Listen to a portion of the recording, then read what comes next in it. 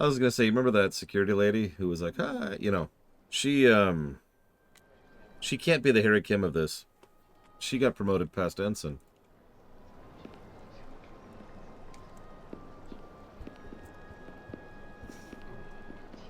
We've been slowly thinking about our strategy. Such rough terrain. No wonder the Hotari are so tough.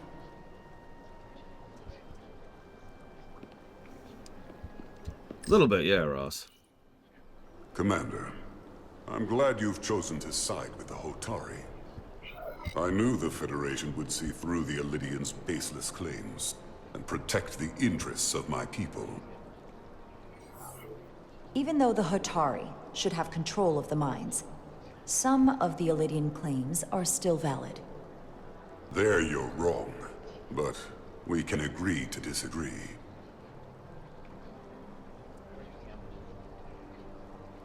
I assume you were there the day the mines were seized from the Elidians. Not seized, reclaimed, and restored to their rightful owners. Yes, I was there. We had to be decisive, before the Elidians could even realize their worst nightmare was upon them. Did you have help from someone else? Hotari stands alone against the Elidian forces. We don't need help from anyone. They respect one thing above all else, and that is force. The greater the force, the more certain the outcome. Any talk of making peace is just that, and worth little without the strength to secure it. Which makes me wonder about your ship, the Resolute. Undoubtedly the Federation's finest warship. Yes. Yes. We have so much war in our ship. Ready to contend with anything the Elidians might have in Yeah. We've... Or is that not true? Oh, yeah, no. Maybe I've misjudged it. I wouldn't say state-of-the-art, but the Resolute is plenty capable and can hold its own against just about anything. Let's hope so. Because at the moment, it's the only thing preventing them from wiping us off the map. Sidron. A pleasure meeting you, Commander. I'm sure we'll cross paths again. That was me telling them we totally had this. I didn't pick the research option. Because, you know, duh. Oh, of course, Yura. Much more irritating to navigate, but, you know. Hey, Evo. Soothing.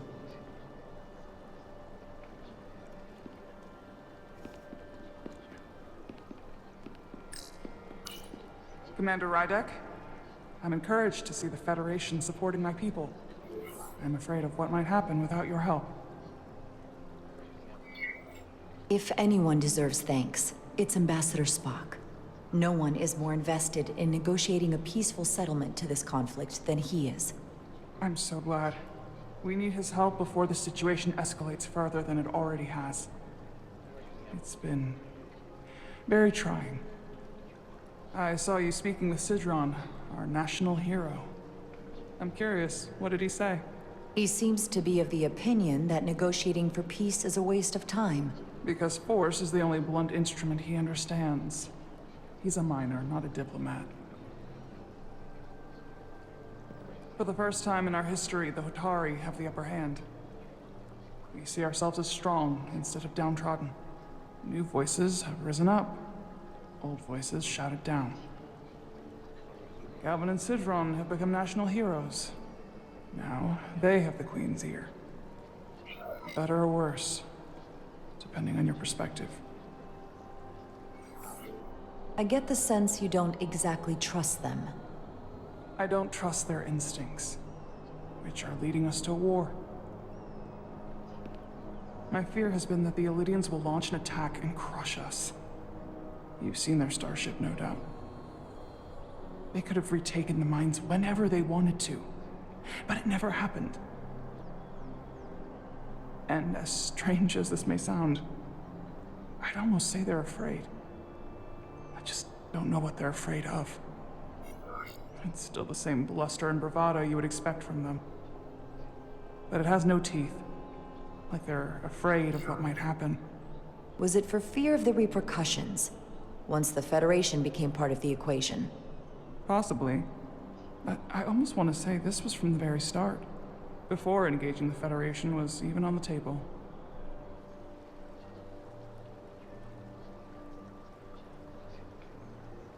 Since the day of the revolt, Galvin has seized control of the mines and restricted all access. No one's allowed without his personal authorization. And they've taken over a section of the palace with just as much secrecy and security. I'm told it could be something they brought back from the mines. I swear to God, if there's bluegills in this, I am going to scream. I've made inquiries, but everyone pretends it doesn't exist. I strongly suspect they're hiding something. What do you think it is? I've heard rumors it's some sort of ancient artifact, but I haven't seen it myself. How can we know?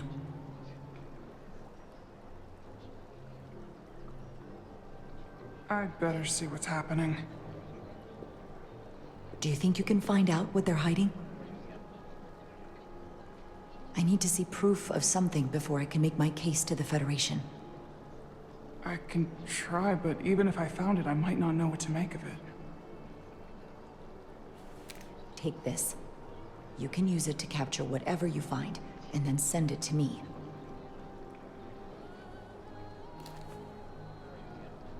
Thank you.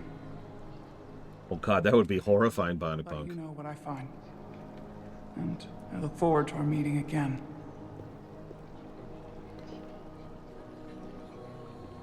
I mean, there's a lot of... I couldn't help but notice you were speaking with the Hotari this whole time. I figured in the interest of fairness, I should offer another perspective. In my defense, I was just going down the corridor, so it's Hotari, Hotari, Hotari, and then alien. So I was just... There's no bias here. Of course. I'm probably not telling you anything you don't already know, but these negotiations rely on the Federation's neutrality, as does any hope you might have for a supply of dilithium in the future. So, why you would choose to side with the Hotari escapes me. Without a Lydian involvement, there is no dilithium trade. But clearly, you weren't aware. We are and will remain completely neutral. Our only interest is the peaceful resolution to this conflict. As is ours. Of course, the question is, at what price? Major Salit Arminta, Special Attaché, Lydian Armed Forces. Pleasure to meet you, Commander. I have my issues with the Hotari, but I have to give them some credit. They know how to seize an opportunity.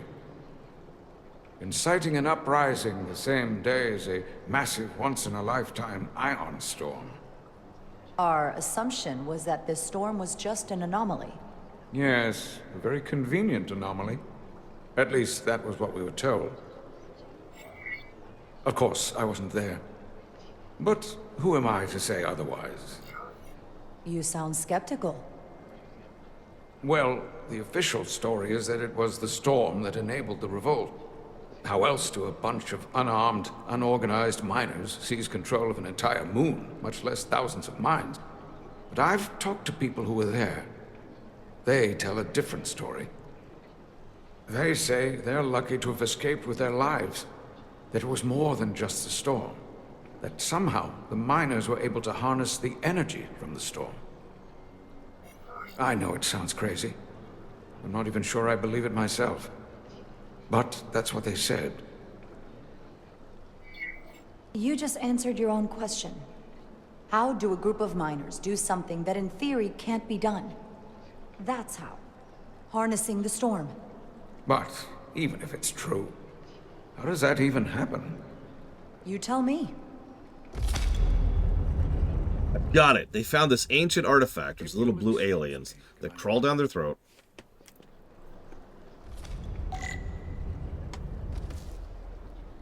Oh, hey, we've got to turn in to Captain Watch's career.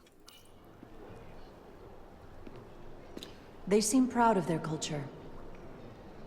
Weird. Why would you be? Pride can lead to rash Why action. would you be proud of your culture?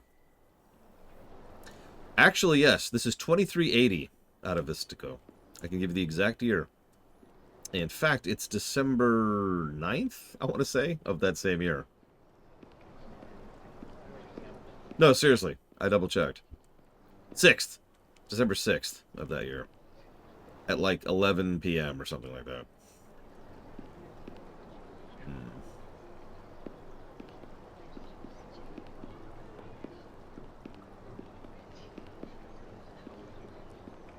So far, it's a good annoyed. None of the characters have actually pissed me off yet.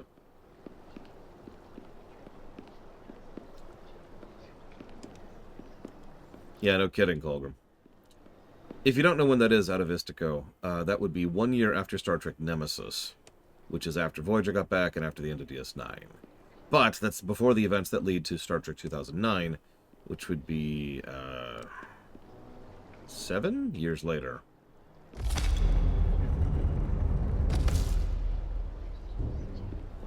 Well, that was a disaster. What happened? The Hotari refused to concede anything, so the Elydians stormed out. The Hotari did not invite us here as peacekeepers. I hope your efforts were more fruitful than ours. Yes, Gray.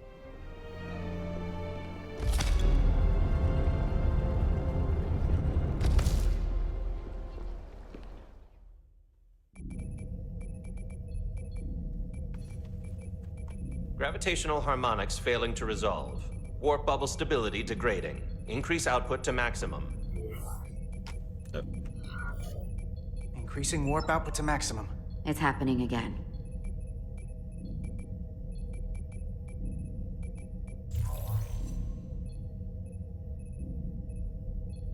It is evident that presently the Resolute cannot achieve warp propulsion. Since our diagnostics rule out any problems with our warp systems or anything about the ship, the problem appears to be the fabric of space itself. It's almost like there's a storm, like a storm of ionic energy that's converging on the area. It's very strange. I don't know how to explain it. Whoops. Space itself? You're saying something about this region of space prevents warp travel? Prevents it, or can't sustain it. However improbable, that appears to be the case. We need to know more. The storm didn't stop us from leaving space dock and traveling here. But could it still be causing this interference with warp travel? We must follow sound investigatory principles. Do not let an assumed conclusion drive your analysis. Sometimes we need a little inspired thinking, Mr. Chovak. Captain Solano is on his way back from the negotiations, and I want to have some answers for him when he gets here. Indeed. Given the facts at hand, we may be able to deploy subspace probes around the ship to construct a clearer picture of the phenomenon. Holy crap, Takoida. Right as you said that. Around the ship. I'll prep a shuttle.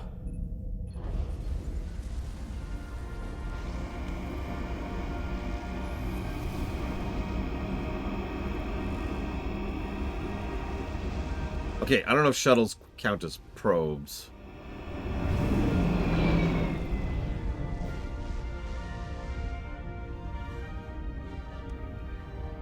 I'm setting up a waypoint at a distance roughly corresponding to the edge of our warp field. When we get there, I'll deploy the first probe. You know one thing I love and hate about Star Trek, and always have? Why is the head of the entire science department here on this shuttle doing this mission with us? Now, I know the answer to that because I've studied Star Trek for years. I've got like 100 people, Peterborough. I can't say hi to everyone. Hi, everyone. It's because they want to have the main characters, right? Yeah, it's the character limit. That is exactly what it is. It's because they've hired, you know, X number of main cast, so we need those cast to have screen time. I've actually thought over the years several times how to solve this whole conundrum, and really, I've never come up with a good answer. In fact, the best answer I've ever come up with is that the main bridge officers aren't main cast. That the people who actually go out and do things are the main cast. Not necessarily a lower decks kind of a thing. More like one step up from that, right? Although, yeah, lower decks does do the exact same thing. So, go figure. Oh, we can fly. Okay. I'm ready. Oh, jeez. Okay.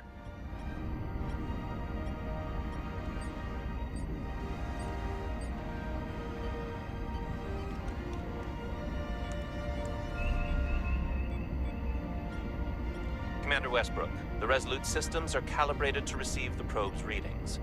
We are standing by to reproduce the warp field collapse after the first probe is deployed. Thank you, Mr. Chovak. We'll be in position shortly. And, Mr. Diaz, do take care in piloting the shuttlecraft. Now is not the time to indulge in the human penchant for joyriding. Interestingly enough, there is one episode. Probably isn't such a fun guy to work for, huh? There's one episode of TNG which does exactly that, to quote it, where all the space battle that's happening occurs over a sensor map. It's actually a really good episode and a really good scene. However, you're right, you can't overuse that particular gimmick.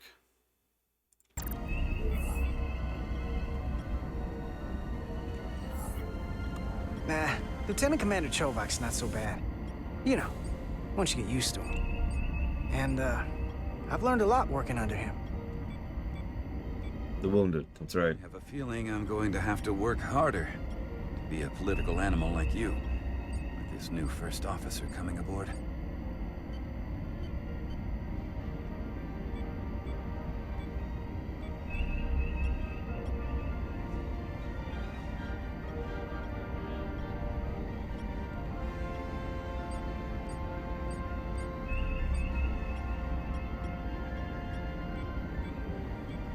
Hi, Eternus. This is far enough.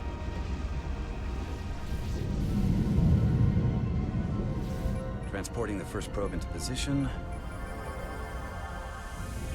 Once again, if I had saves, I would totally save and then ram an asteroid to see what happens. Westbrook here. The first probe is deployed. Understood. We are reading it. We are about to replay the simulation.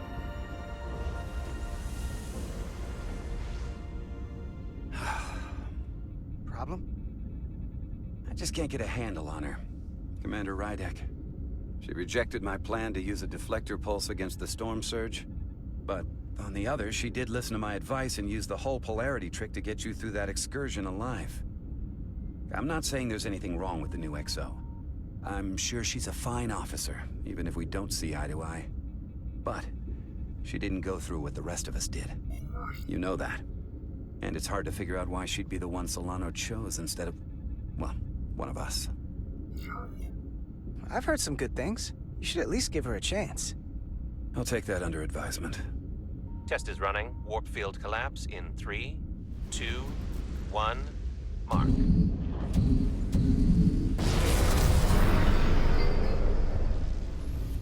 Whoa.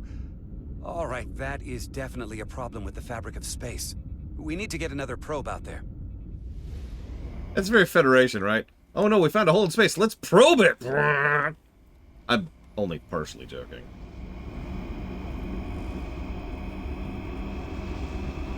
Also, yeah, my first thought was, oh, they've got a cloaked ship here, but...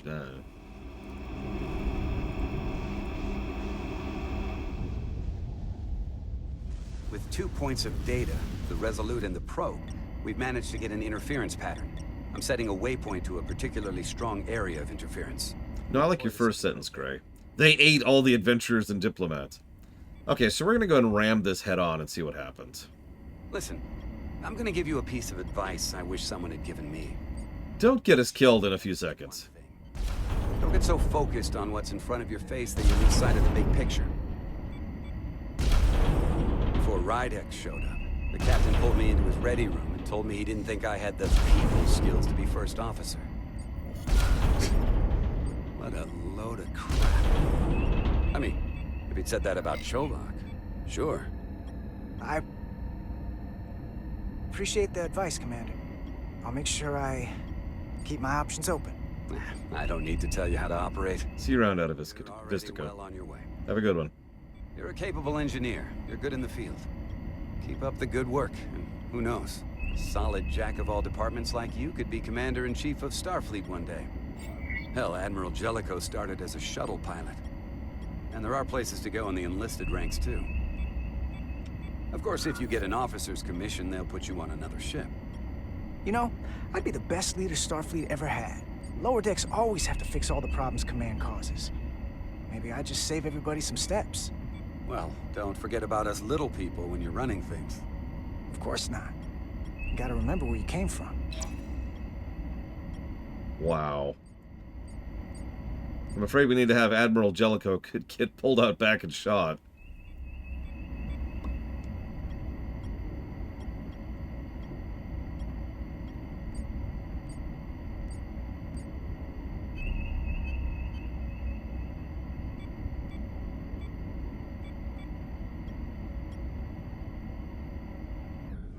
Here, this is close enough. Okay, hang on. Majesty Gold. Loke, Majesty Gold is on the list. I thought so, but I wanted to double check first. So I'm afraid I'm going to have to say no. I cannot add Majesty Gold. It's already there.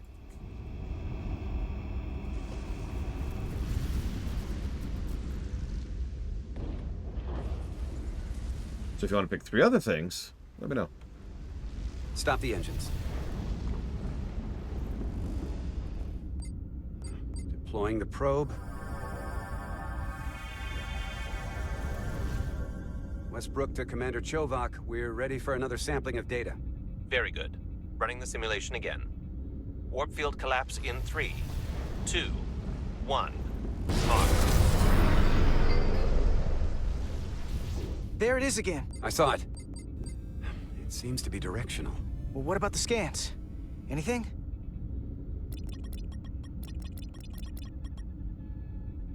Here's the readings in relation to our local space. We've got the Resolute, Hotari Prime, and the probes. All this interference is overloading the sensor buffers. We're gonna have to triangulate the sensors manually. Well, okay. So hang on, I will put that towards the RTS block, Sly Cooper, and FF-16.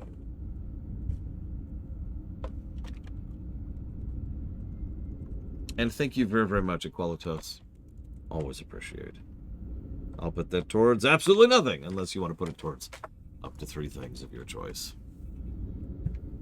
So for the dialogue prompts are fine. Not the kind of thing I would lean towards positive territory, but not the kind of thing as negative. Is Majesty Gold funded? No.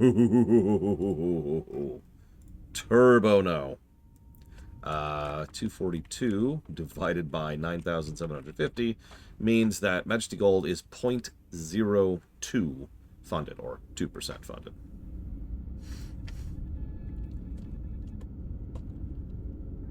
Oops.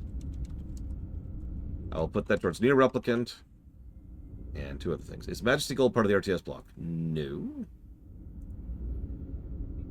I can assume based on that sentence that it's an RTS, but prior to you saying that, I wasn't aware of that fact. Let's see.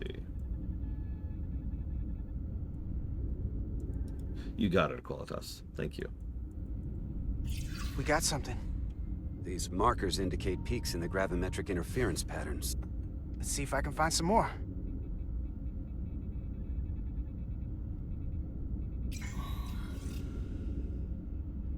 Hold up. This is coming from the moon. A beam that blocks warp travel. It's like an interdictor. Someone is doing this intentionally. I don't know how they're doing it. This is like nothing I've ever seen. We're under attack and we didn't even know it. We need to stop them. Unplug whatever it is they're hitting us with. Now, look here. It's current readings of the ion storm. These concentrations, they line up with the interference pattern. The storm and this beam, they're coming from the same place. Carter, whatever petty local conflict brought us here, it's just a small part of something much bigger. And you're going to call that in, right? Before you die out here on the shuttle? Just checking. Presently, no reason. We don't have an explanation for how they're doing this. One thing is clear. This is no fluke. Thank you, Mr. Westbrook. I want a full briefing when I'm back on board. Solano out. A targeted weapon that inhibits warp travel. Coming from the moon Tau. You know what's funny is I called it as an interdictor the very first time we popped in. That would explain the difficulties my shuttle encountered. More importantly, the tenor of the Hotari during the negotiations. And here I thought the Illidians would be the problem. Coming to peace talks in a warship. This wasn't supposed to be so complicated. We're right to be worried. If they're targeting the Resolute and we can't go to warp, that effectively leaves us at their mercy. Which puts us in a rather difficult position. Especially if they have more tricks up their sleeve. Actually, no, Betrayal. The Hotari representative said she thought they found something in the mines. Galvin and Sidron brought it back to the palace, but they're keeping it under tight security. She's going to investigate it. I gave her my tricorder. I expect she'll contact us soon. You found an ally. Why would Tylus help us? Go behind her people's back? It's a fair question, considering. She doesn't like the way Galvin and Sidron have been manipulating the situation. And the Queen. Working with us to go around them isn't the same as betraying her people. That may be true. She's certainly more likely to help than the other Hotari we've met. That raises another question. Specifically, what do the other Hotari have to gain in bringing us here, only to make this hostile maneuver against us? There must be some motivation. Unless they changed their minds between when they asked and when we got here. I'm gonna try some. Nope. It's a fake timer. Okay.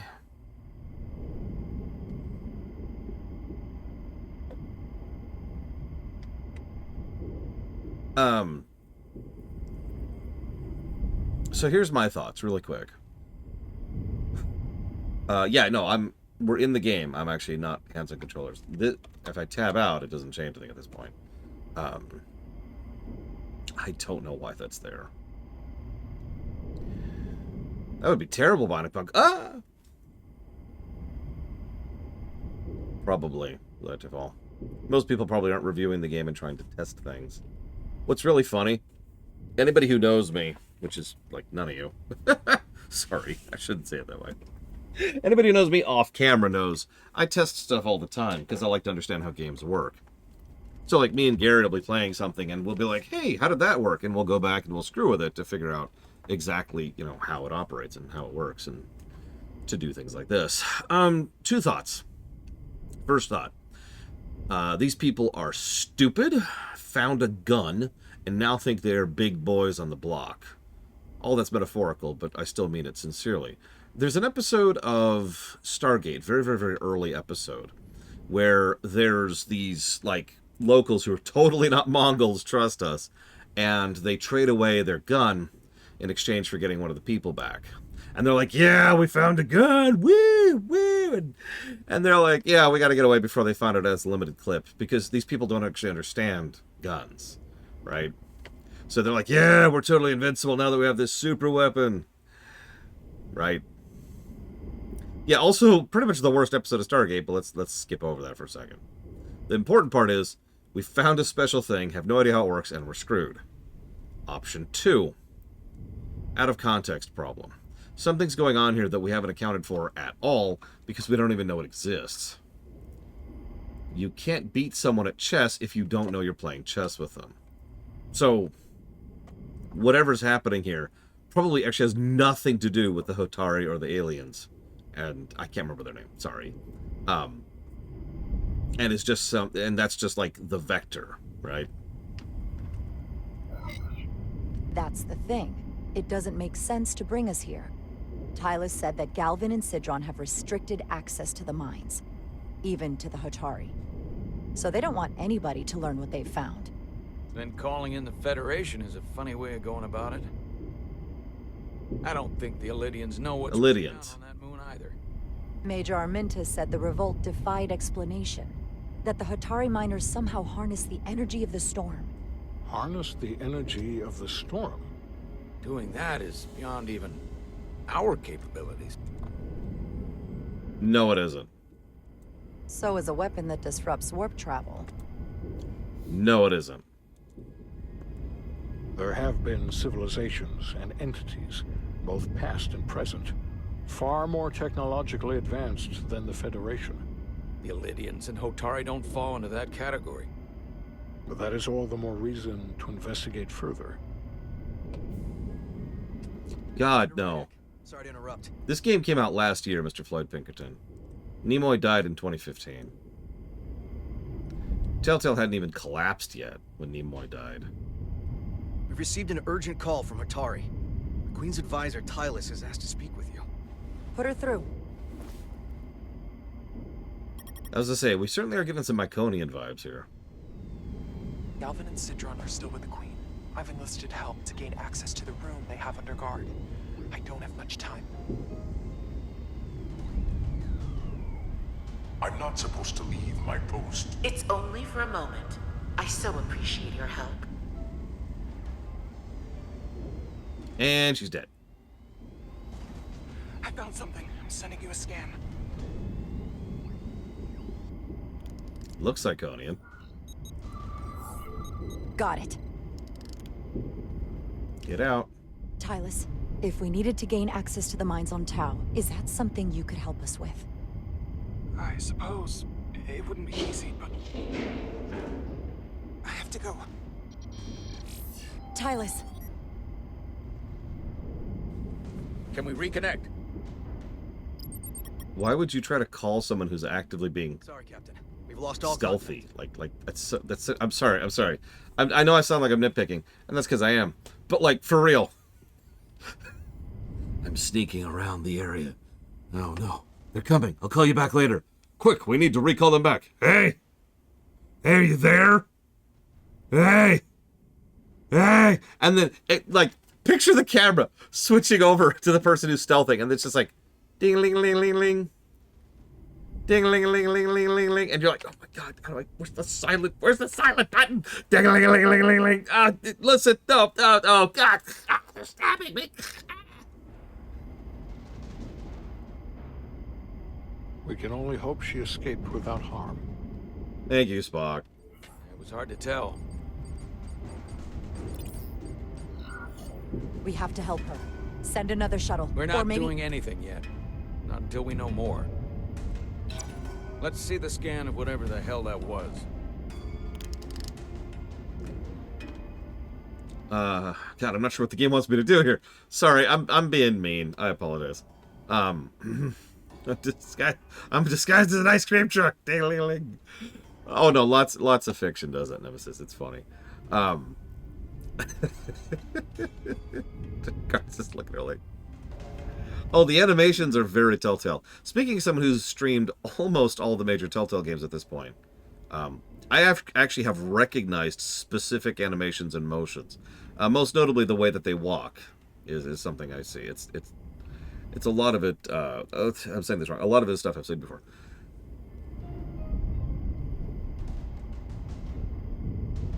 Oh, excuse me.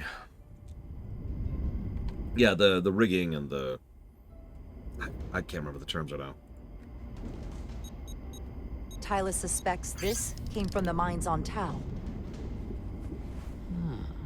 It appears to be of ancient origin, but the markings are unfamiliar. We can run a full analysis when we get back to the Resolute. But if this came from the mines, then it might be the key to how they got the upper hand against the Illidians. Then we have to go into the mines. The Federation would not allow that. We were, after all, sent here to be a neutral party in a peace negotiation. However, we could demonstrate that the Hotari have acted in bad faith, which would enable us to investigate the mines on Tau with full justification. But of course, we would need conclusive proof before taking action. Otherwise, it could put us in a difficult position. Whatever this artifact is may be proof enough. At least to satisfy the Federation. Especially if we can show the Hotari are controlling the warp disruption. This is when we find out that the phones don't work. And targeting the Resolute. We may have a better understanding once we analyze the device. But a mission to the mines, covert or otherwise, is not out of the question. And I will handle the Federation. I've done it before. As I was telling Carter, I want all the data I can get on this warp problem.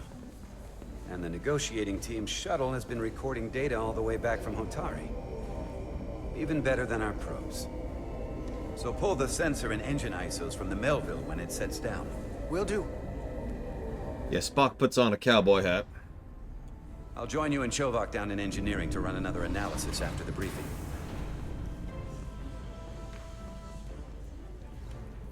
Me too. I didn't like this warp problem when we thought it was some astronomical anomaly. And I like it a hell of a lot less now that we know someone is doing it to us. How does it work?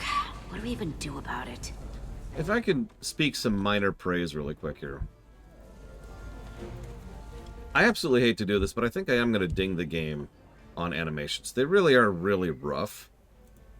But I think I'm going to give a positive for blocking, or more accurately, storyboarding. A surprisingly large amount of thought has been put into who should be where and doing what, usually in the background. The scene we just saw is a perfect example of that, but it's been the entire game so far. People roaming the corridors, or working off in the background, or talking with someone, or leaning against the wall, or whatever. People have been putting thought into the direction of the blocking.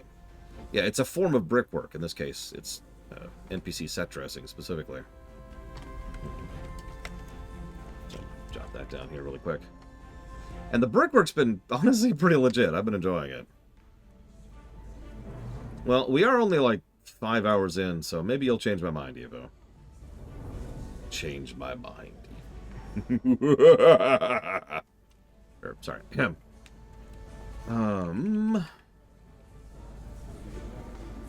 I also like how they handle the handoffs.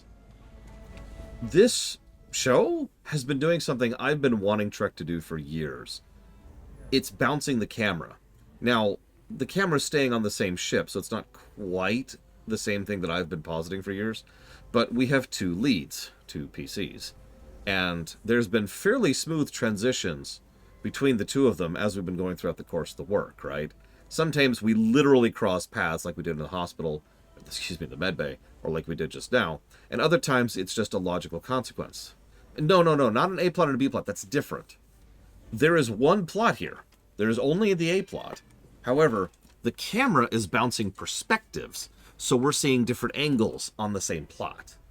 You can see how that's a little bit different. Another good example. Earlier, when we were dealing with the crisis, with the wave of energy that was coming to hit the ship in the station, she was on the bridge dealing with that plot. He was on the deck, the hull, dealing with that plot. Two perspectives, same plot. Make sense? And I've been positing for literally decades at this point that that's the kind of thing that Trek could have leaned into more and could have done some good stuff with, and they pretty much never do. Usually when the camera bounces between characters in a Trek show, it's to do like a side thing, either because of a B-plot, like you said, or because they just wanted to have a breather moment, right? We just wanted to show some discussion during a poker game, for example, or two people chatting about an unrelated thing while they're working on the thing they're working on for the episode. In this case, it's different, and I like it, and I'm with it. I'm not sure what to put that under. I'll put a question mark on that and chew on that later. What do you say we pull these chips? That's true, Ugrad. That's a very good point. Oh no! It's the plasma torch.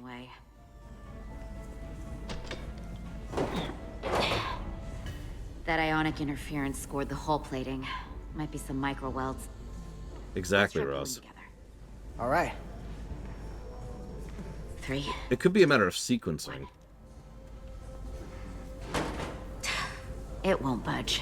Disaster was leaning in that direction. I'll give you that image, because Disaster was essentially a bunch of little plots. It was in structure. Disaster was a slice of life episode, but it had the unique prospect of every single slice was about the same disaster, the crisis that hit the ship. Consequently, I love Disaster, and I think they did some really good stuff with that. A couple of interruptions aside. We need to... Welcome back. Any excitement down on the surface? Excitement? No. Nothing like that. Hey, can you hand me the EJ7 interlock? From the toolbox. I Don't know what that is. Not much use for one on a security detail, huh? Carter? Yeah, I'll get it.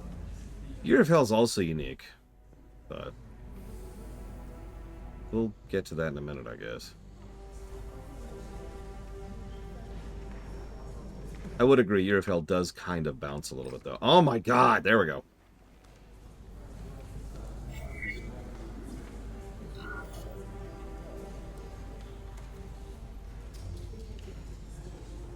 Okay. Is she an alien now or something? You decouple the panel. Like, I'm getting more and more changeling vibes from this episode. There we go.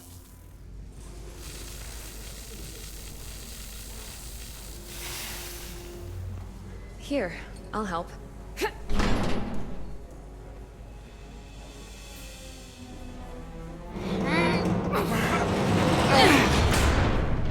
Gloves? Crowbar? We've got this. Open up and say ah. Thanks for the hand. We have to get these isolinear chips down to engineering. No problem. You really know everything about these ships, don't you? The tools, the systems. Like a walking Starfleet technical manual. Well, I wouldn't say everything, but I know my stuff. I can see that. Come on, start pulling chips. She's acting really weird.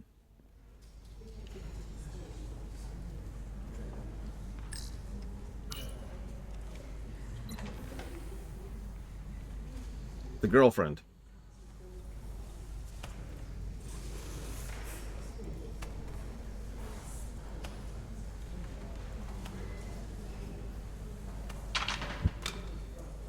The woman who hasn't had sex in 4 years.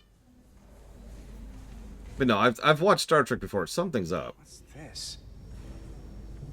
Some kind of crystal formation? Oh, hang on. I gotta switch to... Oh, it's not gonna let me. Okay, whatever. Whoa. This substance is a quantized spin crystallization of hydrogen, carbon, and lithium. It's emitting tetrametric pulses at an interval of 3.8422 seconds. Quantized crystallization isn't natural. I mean, it's only theoretical as a means to engineer matter on a subatomic level. What's it doing in there?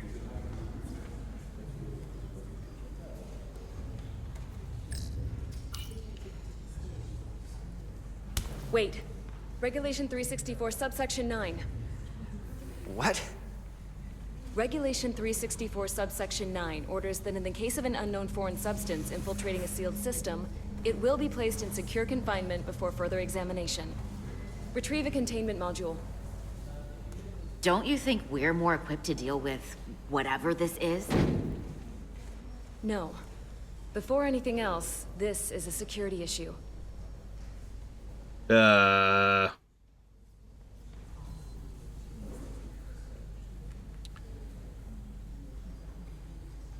Okay. You don't even know what this is. Which is why we need to study it. Once it's contained. This is another piece of the puzzle we're trying to put together. We should be investigating it. And you can. In the containment lab. But protocol is protocol. Look, I'm Starfleet. I don't give a damn about protocol. I'm still going to report these crystals to Commander Westbrook when we send the shuttle data. And I will inform my superiors. I'm taking this just as seriously as you are. But I overheard talk about the warp disruption on the shuttle. Now these crystals? Maybe this situation is more than we can handle with just a science vessel. We could trigger a distress call. Get Starfleet to send more ships. Okay. I know I've watched Star Trek before, but like the red alert klaxons are just going off hard here. Yeah, let's send more Starfleet vessels in here. That's a great idea. We haven't figured out what's exactly holding us here, how it's holding us here, or how to deal with it and escape it. Let's send more ships in. There's oh god, what was the name of that stupid thing in Voyager? Not the Venus flytrap, the other thing. It's another name for the Venus flytrap. I can't think of the name of it. The pitcher plant. That's it. The pitcher plant. There's this giant pitcher plant. It's like, hey, come on in. Come on in. Well, it's just, come, spread your mass upon our walls. Or I could send a message to my old CO on the Adirondack. Get some combat-tested vessels. No. We shouldn't do this alone. But I want to see something. Hey! Yeah, okay, so...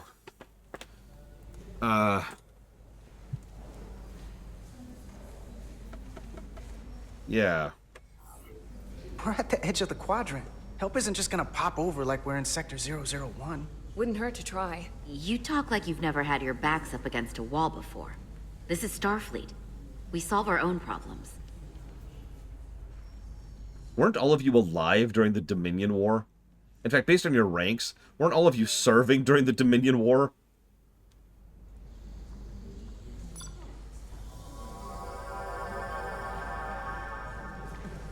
Get this to the containment lab. We'll get it set up for you. I'll let you know when it's safely confined. Oh, we'll be there. Last thing you want is to study this down in main engineering and have it explode next to the warp core. Excuse me, ma'am. This is Starfleet? We test weapons right next to the warp core. Thank you very much. Also, yeah, I can't be alone to point it out. They just beamed an unknown substance into, like, containment field. Like, just, okay, whatever.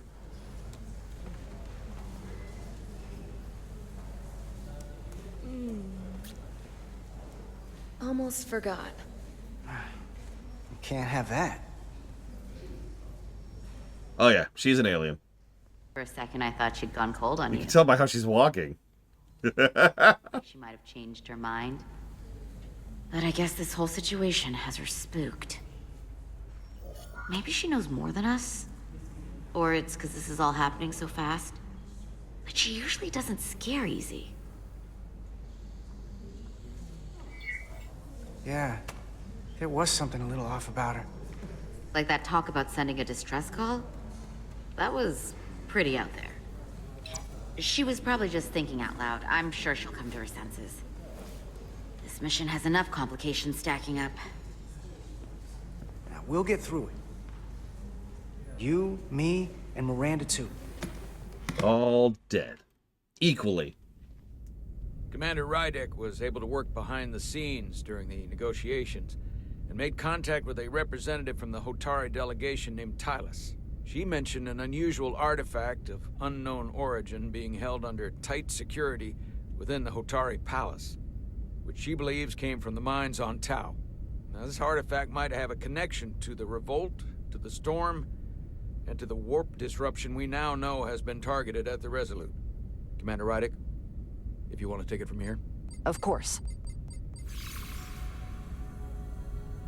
Tylus managed to infiltrate the heavily guarded location within the palace and sent us these scans using my tricorder. It appears to be some sort of control panel, possibly connected to the warp disruption weapon originating on Tau. Of particular interest is this symbol, which we couldn't identify the origin of. The Federation database has records from a vast number of civilizations. If anyone from Starfleet has come across this before, the system should recognize it. Cross-referencing with Federation records. Displaying symbols from Federation database with a 90% probability of match or higher. Select a symbol to further analyze. Interesting. Listen, we all know that Star Wars Outlaws is a terrible game that was crapped out in 3 minutes, but... I don't actually have a butt there, so... Butt removed.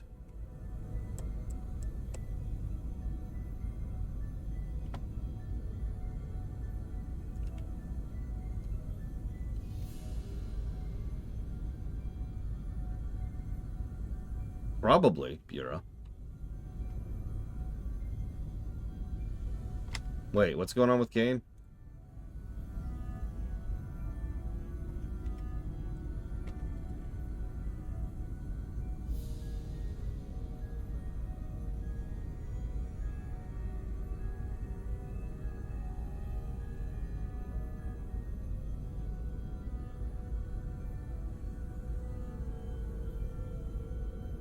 Oh, whatever.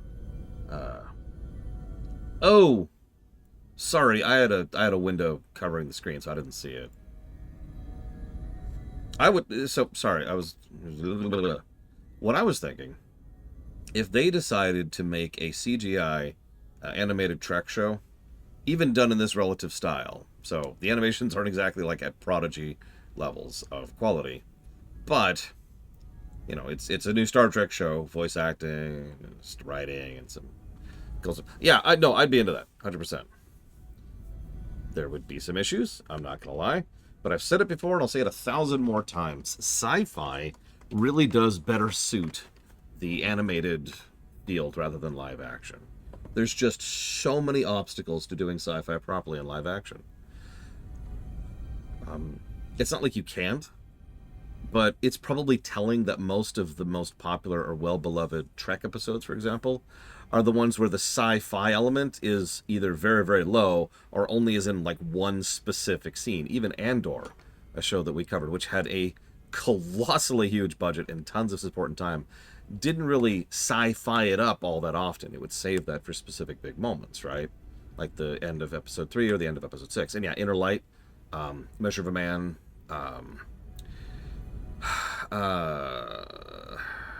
Drumhead. Hell, even Workforce is mostly just a matter of sets and characters acting off of each other over in Voyager.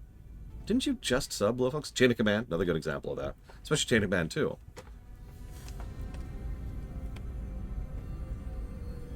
Now, oof. I was going to say, that feels like a repeat, but hi, Blue Fox. Hope your cold's getting better. That's true. The premise of Workforce is sci-fi, but the presentation isn't because it doesn't have to be. That's sort of my point. With the Pale Moonlight would also qualify for this. Something like Best of Both Worlds kind of needed the budget. You need to show the Borg. And they did a pretty decent job of it. However, if you pay attention, even Best of Both Worlds, which is my personal favorite Trek TNG episode, doesn't have that much of the sci-fi visual element, right? We see the aftermath of Wolf 359. We see literal seconds. It's on average 45 seconds. I checked this last time I went through that episode. It's an average of 45 seconds that the Borg get screen time. And each time they show up, they come through whatever the characters have like a goddamn freight train. And the next like 5, 10, or 20 minutes is dealing with that colossal punch that the Borg dealt with them. And then you get another like 30 seconds of BAM! And then they recover, and then BAM! My point is, from a science fiction perspective, from a creating a live action show perspective, that was a relatively cheap episode to produce because most of it was just characters and sets that already exist, right? That's true, Image. That's true. Anyways, I'm sorry, I'm getting a little bit off topic. But my point is, creative and talented people over the years have found ways around these problems, but you're never going to be able to do the big space battle properly unless you have the tech to properly show that off. You're not going to be able to show properly alien creatures or fantastical things in person or proper energy weapons that actually look like the real weapons or any kind of ground battle or any of that stuff unless you actually have the budget to throw at it, or it's animated, which just kind of skips right over most of those issues. Yeah, and you get Babylon 5. I love Babylon 5 to death. It doesn't look that great. It's the nicest way I could put that.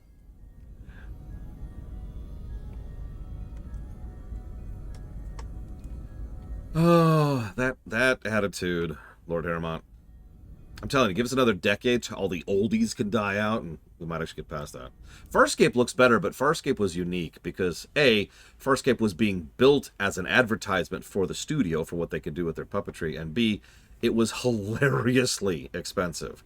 Like, if you ever looked into the behind the scenes of Farscape, they were burning money on that show every episode. But I agree, the presentation of that show was top-notch.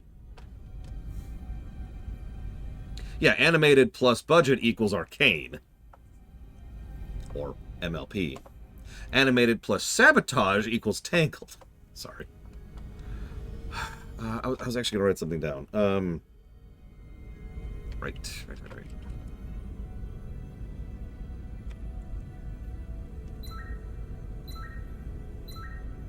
Going through the Zerg symbols here, don't mind me.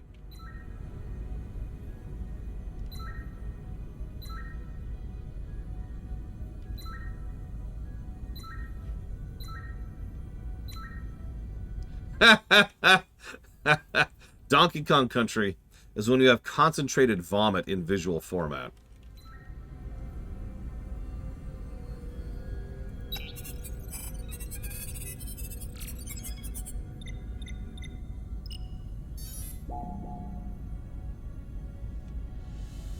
Okay, hang on. I gotta try it. See if they at least respond to it.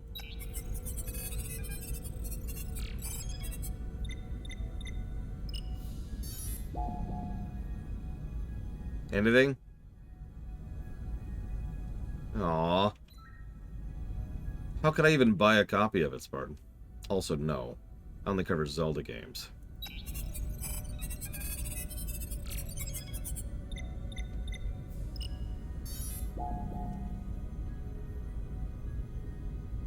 Yeah, no kidding. Why did you get the Klingon symbol as 90%? Whatever.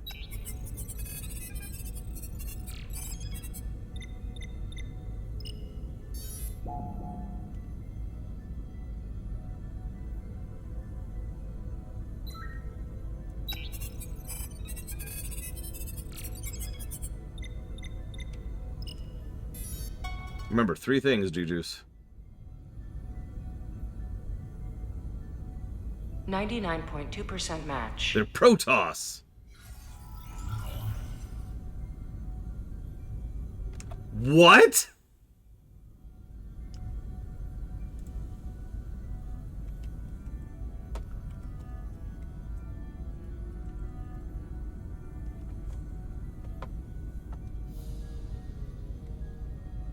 And I will put that towards Space Marine too. Thank you, Juju's. Okay, so you're probably wondering, how do I know what the Tkon are on glance? First of all, but second of all, the Tkon were actually a major component of a trilogy of books called the Q trilogy, or the Q Continuum trilogy, excuse me. And the Tkon were actually like a huge setting for, honestly, like half of that whole trilogy.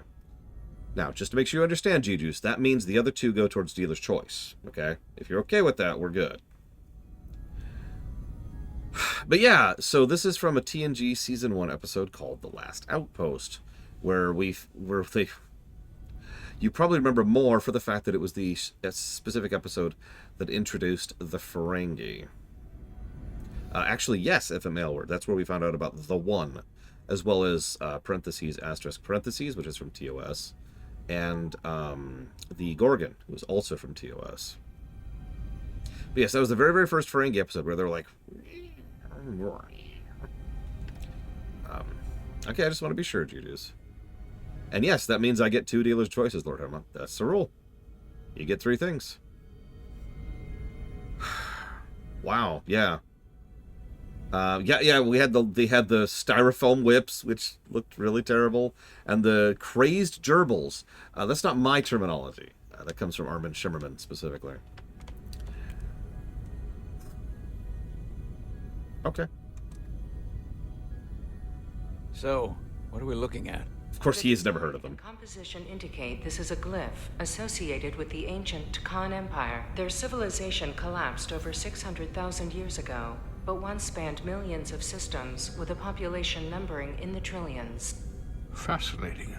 The Tkon were once the most advanced, most powerful civilization in the galaxy. Is it possible the Hotari found Tkon technology? I wonder if they even know what they have. Our knowledge of the Tkon is limited. I have only encountered passing references to them. Actually, I've heard of the Tkon. You have? Yeah, I actually watched Season 1. Quite impressive, Commander. Computer, summarize the Enterprise D's discovery of a Tkon outpost.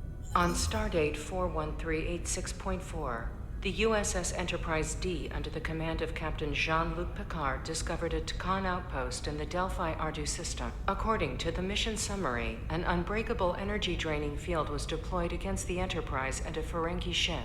The Enterprise was only able to escape after negotiating their release with an entity known as Portal 6-3, Guardian of the Tkon Empire.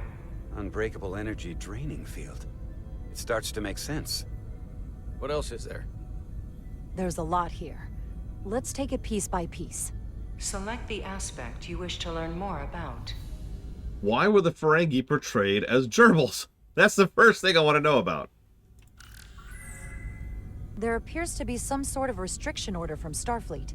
Computer, explain this restriction. A Starfleet directive similar to General Order 7 forbids entering the Delphi Ardu system or attempting to make contact with Portal 6-3.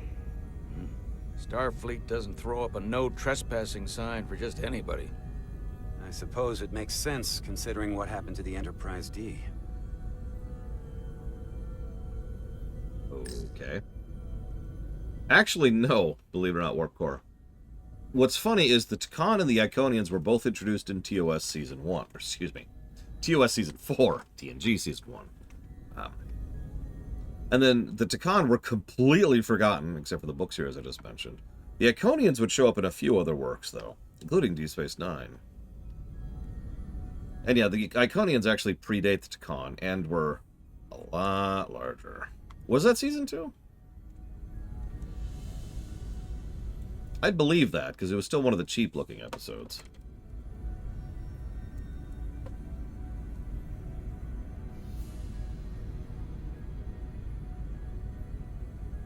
Hang on.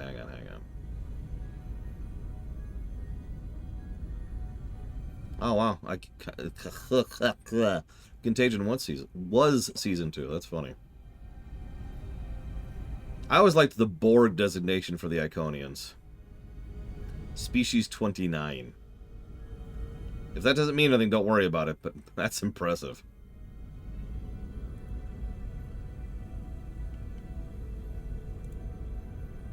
There it is, Season 2, Episode 11. I am wrong. Wow.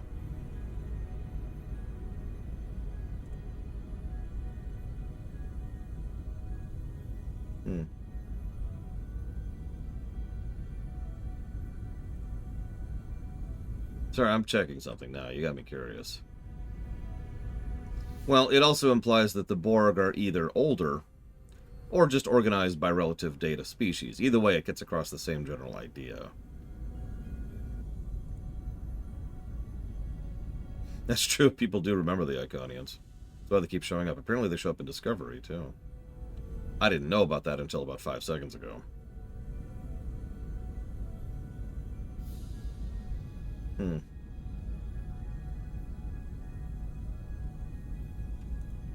Apparently that's a spoiler. My apologies, I didn't know. I know very little about Discovery, kind of on purpose. What sort of planet is Delphi Ardu 4? Delphi Ardu 4 is an M-class planet, a barren rocky world with little to no vegetation and frequent ion storms. The giant crystals that grow there absorb energy, but it is not understood how they do so. The entire Delphi Ardu system, consisting of 11 planets, was considered completely uninhabited until the encounter with Portal 6-3. Frequent ion storms. That can't just be a coincidence.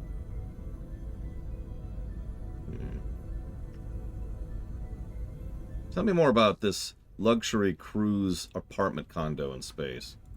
The technology to capture and hold the Federation flagship would have to be unbelievably powerful. Computer, what else can you tell us about the energy-draining field the Tkon used? The Enterprise D was unable to break free on its own. The precise nature of the technology was never fully understood. Only that the crystalline technology used was beyond the comprehension of then-current Starfleet science. The engineering team found a quantized spin crystal formation in the shuttle you took to Hotari. They registered tetrametric radiation coming from it. We have Tkon technology on board right now? We might. I'll run a full analysis in the containment lab.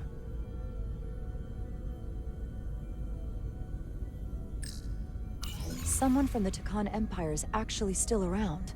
Or at least was, 16 years ago. Computer, what other information do you have on Portal 6-3, Guardian of the Tkon Empire? The entity known as Portal 6-3 is of an unknown nature. A biped humanoid, he was unaware that the Tkon Empire no longer existed at the time of the encounter.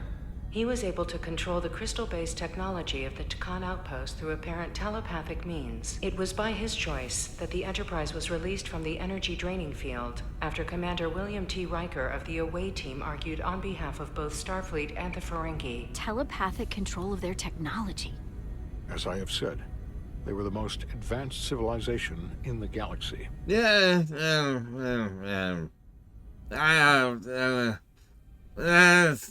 Anyways. Oh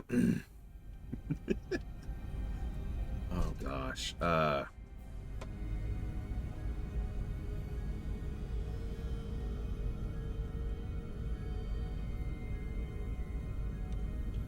Top 10%. I'll give you that. Top 10%. The Elydians should have crushed the revolt. But if the Hotari have Tkon technology and can control it, I see why they're willing to negotiate peace. For all we know, this could be just the beginning. And we're up against something greater than we can imagine. And I can imagine a lot. Like that desk. I can't wait. Oh, God, that's going to be great. I'm going to slowly run my hands along the mahogany. Oh, yeah, I'm going to carve it. I'm going to carve it with my own knife. With the sweat of my own brow. For now, it's probably best we don't let on how much we know. Play our cards close to the vest. Smart. I agree. Then when the time is right, we can confront them. Diplomatically, of course. Right. We've been able to triangulate the source of the ionic interference and warp disruption to a specific mine on Tau. Engineering used the latest data from your shuttle to pinpoint its origin. There. So we know where to look. We need to know what's down there. What the Hotari are hiding, to better understand what we're up against. And to neutralize it if we can. Captain, embarking on a mission to the Hotari moon would not be viewed favorably by either side. However, given the circumstances, we are entirely within our rights to defend ourselves. I just want to make sure this doesn't blow up in our faces. I need that disc, Ambassador Spock. You don't understand. I could get a disc in the shape of a caboose. Do you understand that? I could literally sit at a train every single day and enjoy the steam engine, the warp engines of the past. It could be mine. It could be mine, Ambassador. There's a train whistle on the side. Choo-choo, brother.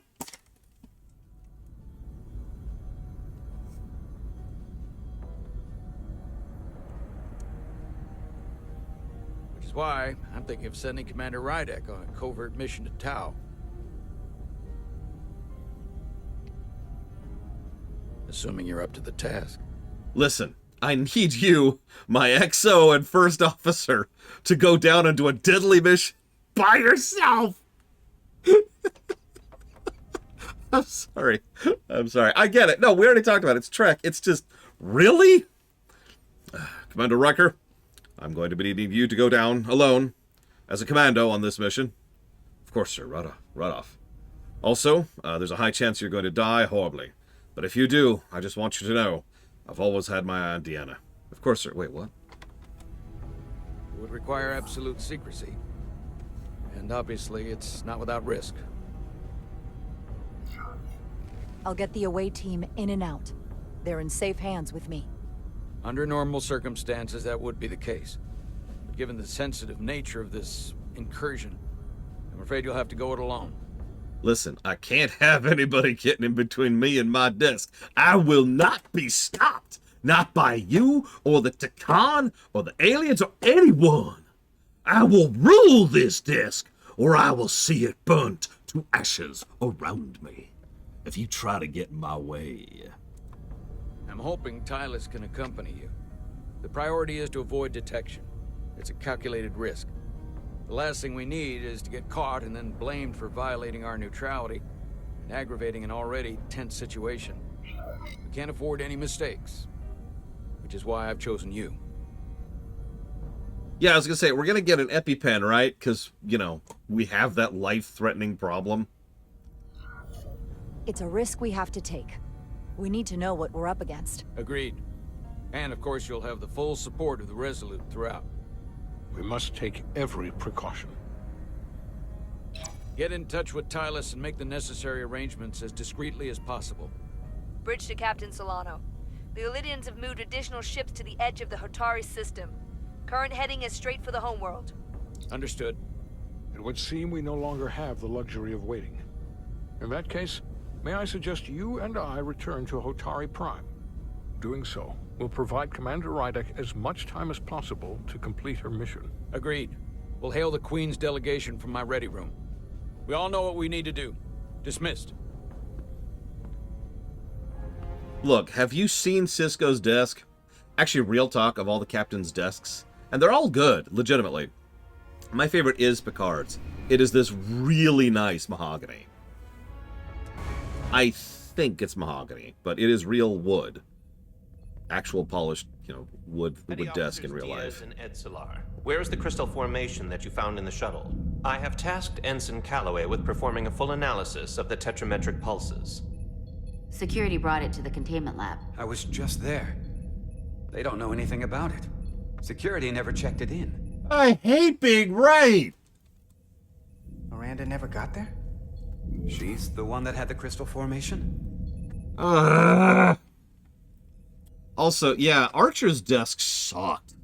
I forgot about Archer's desk. He has this dinky little... Like, I get they're going for the submarine aesthetic, but his desk sucks.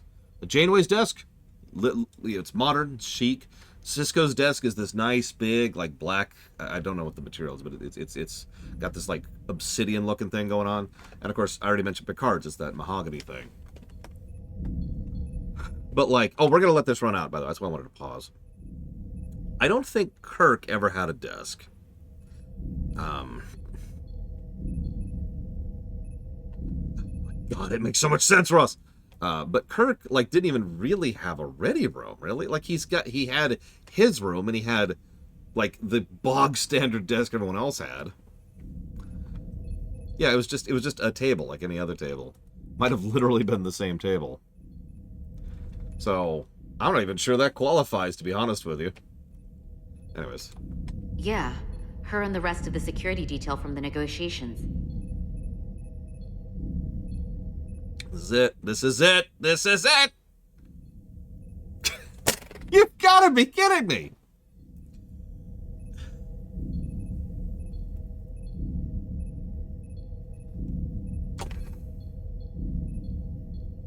Okay.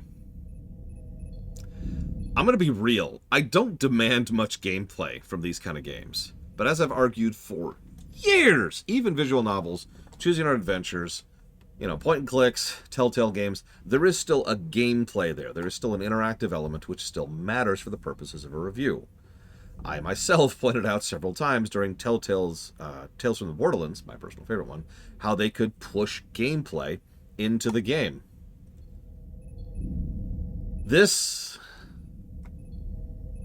I think this deserves a negative. I was really unsure about this. But as we keep seeing more and more and more... Yeah, this is a Telltale game. More and more of this... It's just such a... I don't understand this. There's no purpose behind having a fake timer like this. If you're going to have a fake timer... don't have a timer at all. And if you're going to have a timer, have the timer matter. It's really simple. There's nothing wrong with having timed events. A lot of Telltale-style games have timed events, where you have to pick something in an X period of time in order to make an optimal route through the event or the scene. That's fine. That's good. It's effectively a QTE, but at least that's something. But a lot of the dialogue tends to do this kind of thing too, and the reason why in most Telltale games is because the way they constructed the scene was that it's one extensive scene pushing forward, and the timer is roughly how long it will get until they reach the trigger point for the next dialogue. So you decide on the dialogue that's going to be said at the next trigger point. From a programming perspective, it makes sense to be like look at it visually. Like you're walking over here. Hang on, I need an assistant. Come here, Ampharos. So. Hello. So, here's the trigger point, and you're walking down a corridor, and they're talking in the background, and you have until you reach this point to then pick which dialogue you say, and then you go, or I'll turn the camera, and then you go and you say the dialogue, and then you keep moving through the cutscene, right? Now, this is a basic presentation of the same idea, but you get the point. And so the developers know exactly how many seconds it will be until they reach this point, and they use that to generate the bar. There's your timer. Boom, done, makes sense. Pausing it here is confusing because it's not the pause itself that bothers me. A huge number of games pause like this. BioWare games, for example, when you're in the middle of a conversation and you've got a dialogue choice, they just sit there looping their animations for a while while they're waiting for you to pick the button that concludes it, right? So there's nothing wrong with the pause. What's weird, and again, I'm not even saying wrong, but what's weird is that it's like a fake timer, but it's actually a pause, but it's a real pause. Like, it even goes grayscale. It goes grayscale and literally freezes the scene, like I just alt-tabbed, which I didn't, for the record. I'm currently not alt-tabbed. You couldn't even tell. Here, I am now alt-tabbed, and now I'm back at the game. No difference. I'm confused by this.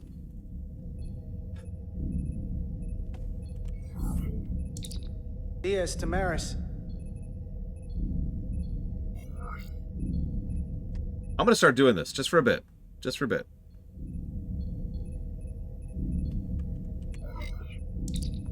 Carter Diaz to Miranda Maris. Commander Westbrook to Petty Officer Miranda Maris. Respond. I'm so confused. She's still on the ship. She has to be. Yeah, just...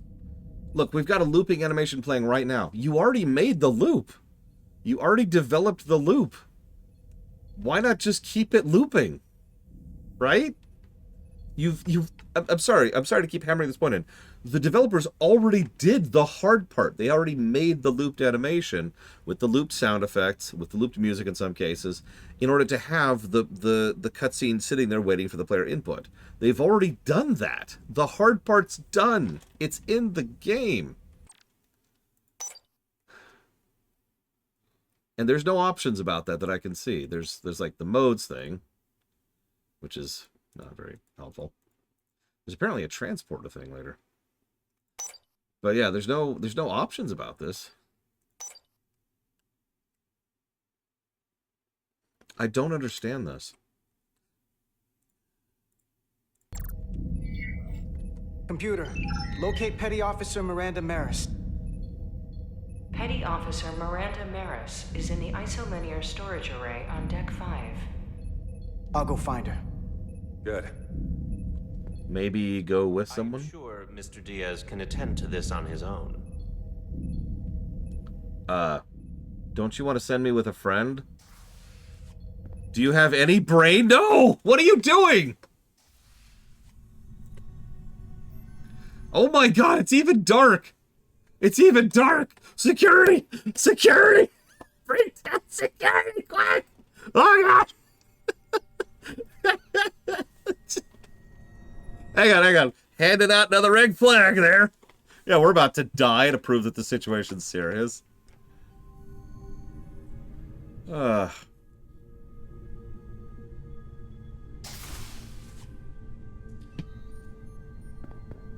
that would be a twist. It's not the Tkon at all. It's the Borg. Please don't be the Borg. Let's not do that. Miranda, my one true love. Well, I just started dating literally yesterday. A similar. Hang on.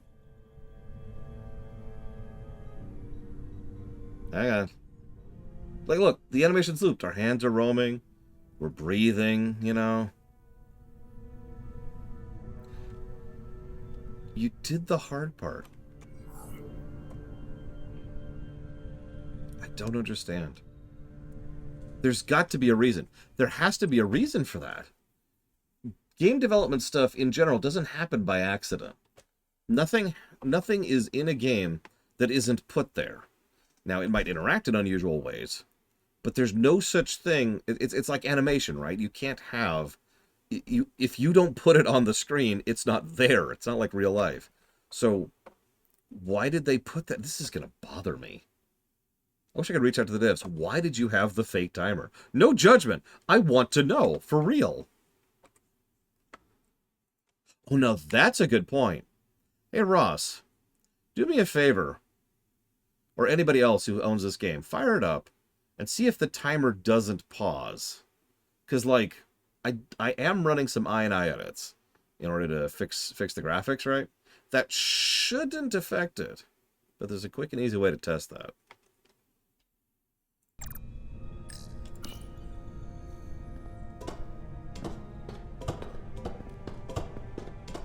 Yeah, no rush. It's just, this would be interesting to find out, because it's possible that it's the modding, and I do want to know, because if it's the mod, then there's no possibility of a negative.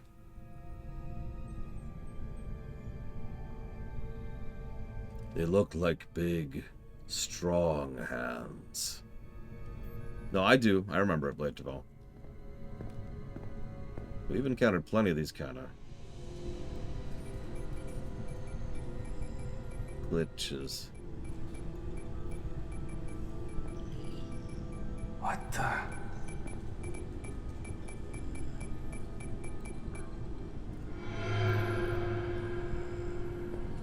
Oh, it's just you. I'm busy right now. Why don't you come back later?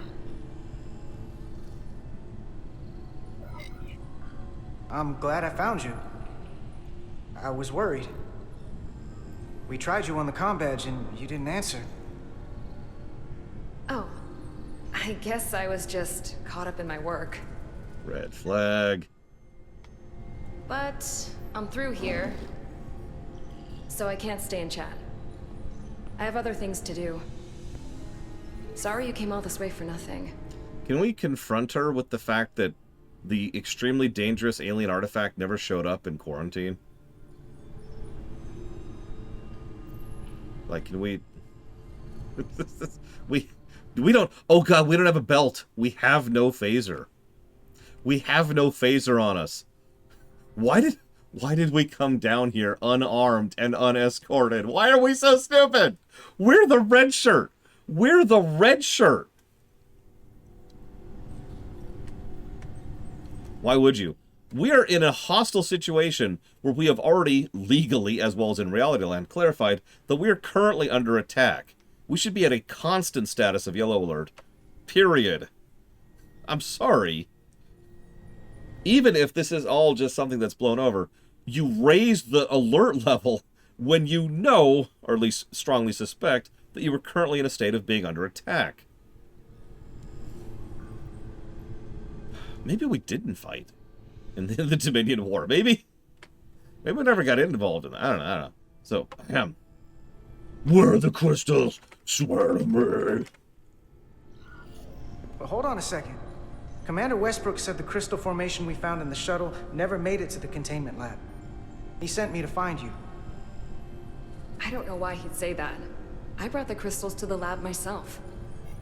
Whatever he told you, he got it wrong. All I know is where I left them.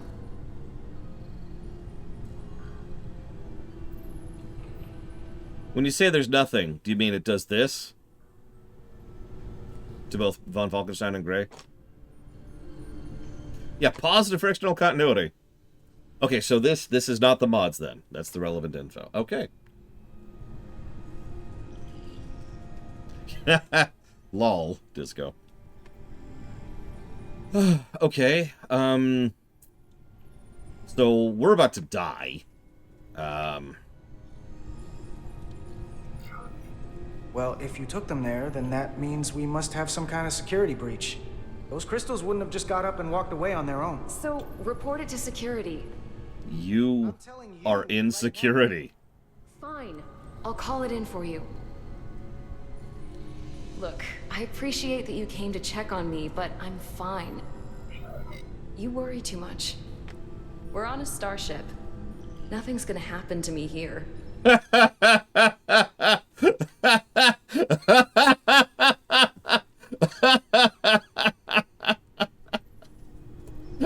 Yeah, nothing weird has ever happened to anybody on board a starship before. That'd be crazy.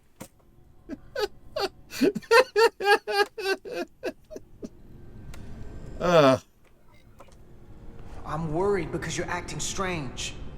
One minute you're citing regulation to take the crystals, and now you don't seem to care that they've gone missing. And what are you even doing in here? Will you drop it? I don't like being interrogated, Carter. Hey, wait up! Yeah, your girlfriend's a changeling, buddy. Or dead. Or Tkon. Or mind-controlled. Or possessed. I'm getting some very mixed signals from you right now. I'm sorry. I'm under a lot of stress right now.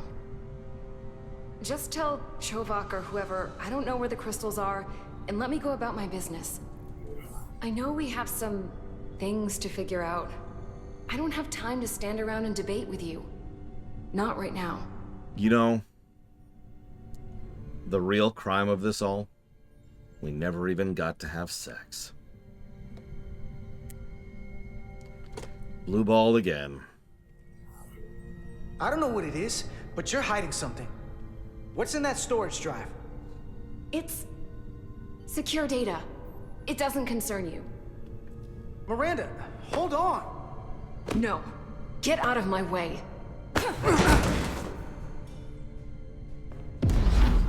What?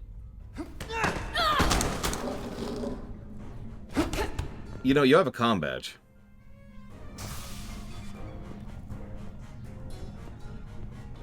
So I see you found each other.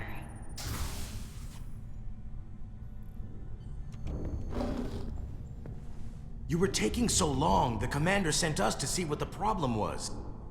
Diaz, you were sent here with specific orders, and fighting your crewmate wasn't one of them. What the hell is going on here? Let's just let them explain. I'd like to hear that, because I know what it looks like. There's something seriously wrong with her. She's not herself, I'm telling you. What does that mean? Okay, so, have you ever heard of Star Trek before? Okay, probably not. Bad question. Let me rewind. Have you ever heard of the last 200 years of your history on the very organization you serve under? Okay?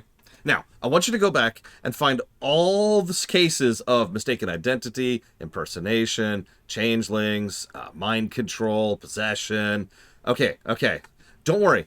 I'll wait. It's going to take you a few years to go through them all because there's so many examples of it. Okay, now, utilize your brain and add 2 to 2, and when you get back to me, we can continue this conversation. It doesn't mean anything. Well, for one, she was copying data onto this. This drive is unauthorized. There are ISOs all over the floor. And that's why I was in here, investigating this situation. And when Carter came looking for me, we got our wires crossed. It wasn't anything more than that. Even if that was true, it still doesn't answer what happened to the crystal formation that she took. And she isn't helping. I can't tell you what I don't know. I brought them where they belonged, and that's where I left them. I don't know what's going on here, but I think we need to call it into security. She can explain herself in the brig. Hold on a minute. We don't need to put this on anyone's permanent record. Carter said you're not yourself. If something's wrong with you, we should head to sickbay and the doc will fix you right up. Yeah, I haven't felt right since I came back from Hotari. Okay, I think you asked me this earlier, Ross. Was there any character, I think it might have been Blade Duvall. I don't know, somebody asked me earlier if there's any character that's approaching get off my screen territory, and so far the closest has been Trill Lady. She has been, like, aggressively frustrating in several scenes. I think I should see the doctor. You two know her? If you really think she's not well, we can take her to sickbay first. Yeah, also, I'm sorry. This is 5 years after the Dominion War. Now, 5 years is a good chunk of change, but I want you to think about 2019 for a second. And imagine that during 2019 and for several years prior, shapeshifters who were bent on destroying your entire culture and civilization and possibly species were a real problem.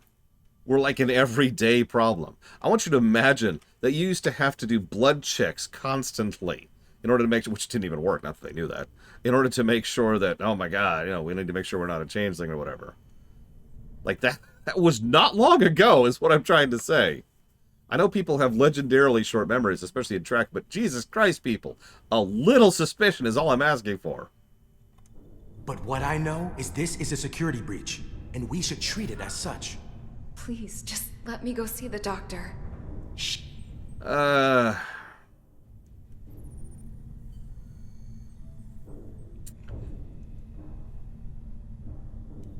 Okay, so hear me out for a second. I don't know why Alt tabbed. I can just let this run out. Have a bumpy ride back on the shuttle. Hang on. Come on, Carter. We should get her taken care of. You better be sure about this. What was that, Schism Navigator? Anyways. So my knee-jerk answer is obviously security, but hang on a second. First of all, how many other security members has she already infiltrated / infected / whatever's going on, right? The Tkon don't do mind control, so I have no idea what the hell's going on here. Second of all, if there is some kind of mind control thing, hypothetically, we could get that checked out in sickbay, right? Yeah, there were the 2 other people she summoned in. Remember that? Yeah, there's no Tkon control. So if we take her to sickbay, we at least have a chance of getting her scanned and figuring out what the hell is going on. Now, caveat, counter-argument. Medical tech in Star Trek is magically amazing, except when it fails miserably. And what do you want to bet? We're going to scan her and be like, oh no, her mind is completely the same, even though she's literally another person who's legally insane. By the way, that's happened on Trek. Twice.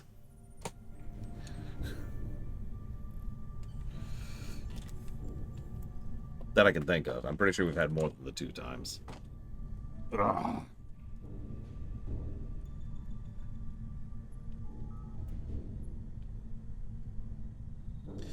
Yeah, she just wants to go to sickbay, so we're going to take her to security for that reason alone. This is Petty Officer Diaz. I need a security team to Deck 5. This is unbelievable. Sorry, the D&D group. The D&D group is broken up. We don't have a gun, Colgrim. Oh, hey, it's Planet Hell stage.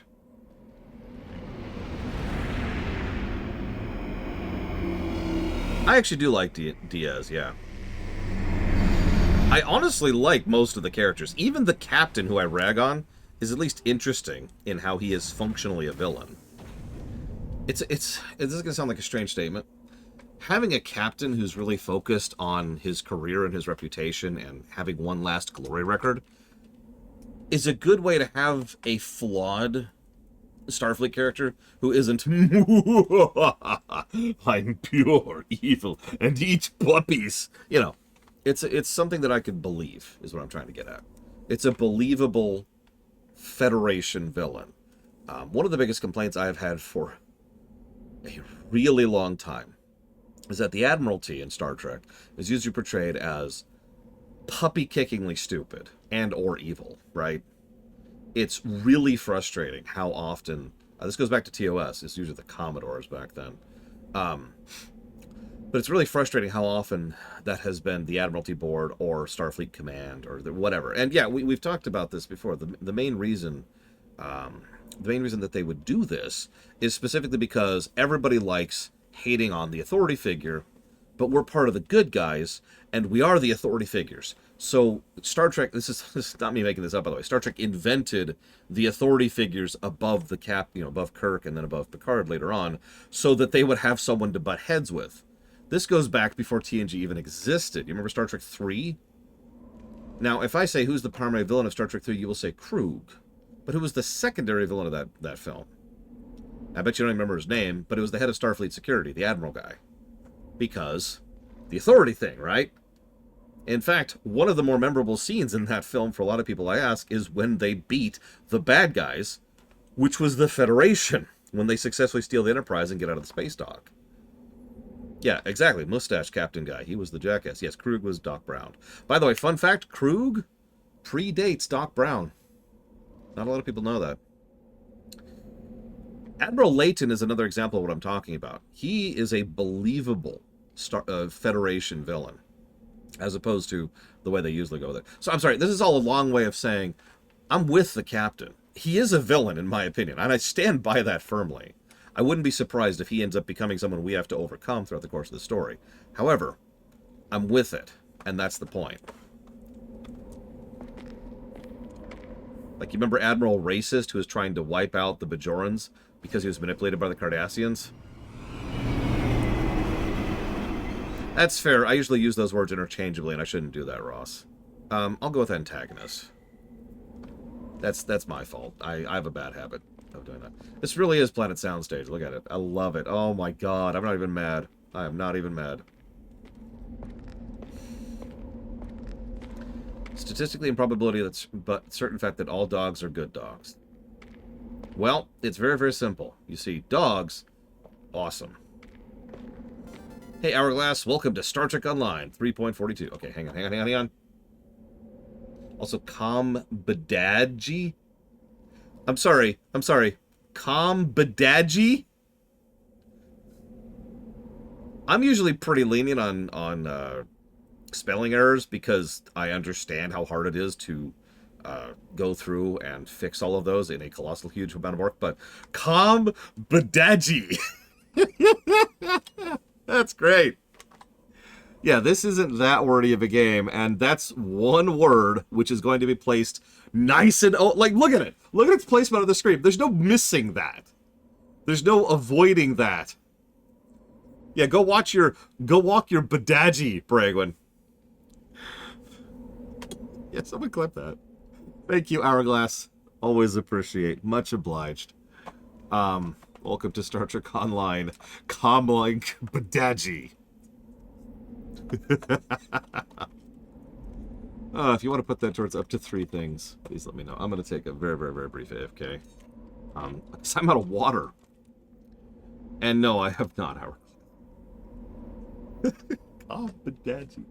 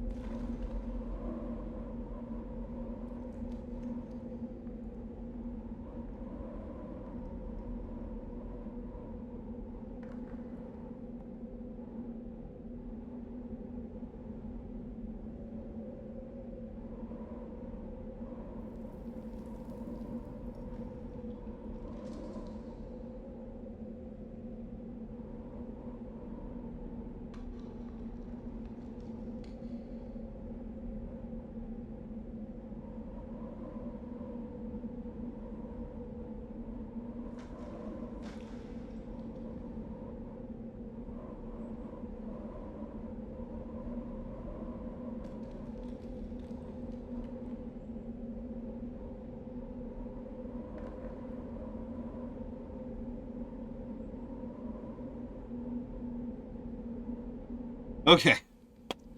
Let's go ahead and answer our Combadagi, shall we? Oh, I didn't even notice that, Ross. Hey, Caspian. Thank you, as always, for your support. 84 months. God, we're getting up there, aren't we?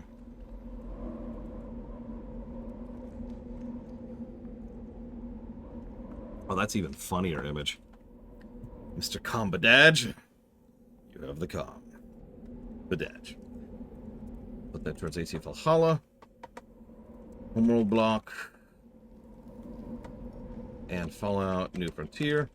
Hourglass is going towards Gothic. Wait, is that actually 7 years on the dot? Oh my god, it is. I didn't even realize. I'm sorry. Double thank you for 7 years of support, Caspian. I will go ahead and put that anniversary sub towards Valhalla, the Homeworld block, and Fallout New Frontier. Rydick here. This is Zermatt. Any trouble getting to the surface? I'm really starting to miss transporters. As long as this storm is around, you'd better learn to light shuttles. But if you can find the cause of the interference, we might be able to get back to transporting. As if I needed another incentive. We both know there's a lot more than that riding on this. Fair enough. You'll need to get in and out of the mine undetected, so I hope Minister Tylus can help in that regard. So do I. And to keep this covert, we'll refrain from contact unless absolutely necessary. Understood. Rydick out.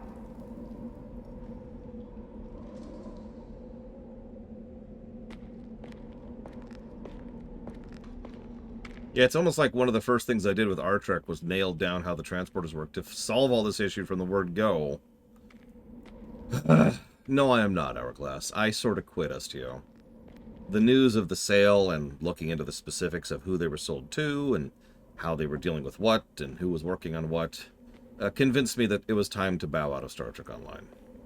So, we have our last Star Trek Online stream planned when the final episode of the current arc finally comes out next year. And other than that, I'm done. There's always WoW. I played WoW last night. Oh, that's cool looking. Well, I should probably mention this isn't really a decision I made out of nowhere. STO has honestly been on its way out for quite some time.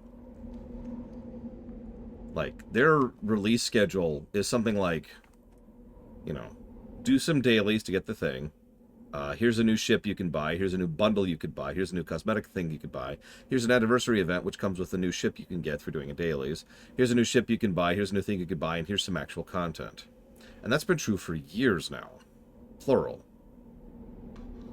Some of you probably don't even remember this, but the reason I pushed the Star Trek lore run and review run up so much was because I wanted to get that in before I couldn't do it anymore, because I was concerned STO was going to die. Now, I was wrong. But at the same time, I was also completely right, because STO is dead. It is a dead MMO in many cases, in many circumstances, and by many metrics. Has been for a while. I take no pleasure in that.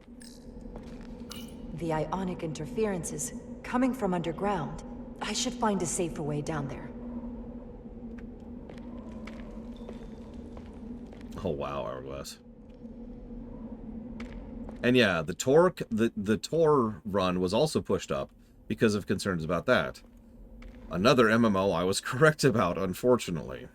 Tor is not dead, but it's a frickin' zombie. And I'm not saying that to be, like... What the hell is that? Cheeky or whatever. Tor is a zombie right now. It's in maintenance mode and has a absolutely minuscule crew putting out an absolutely minuscule amount of content.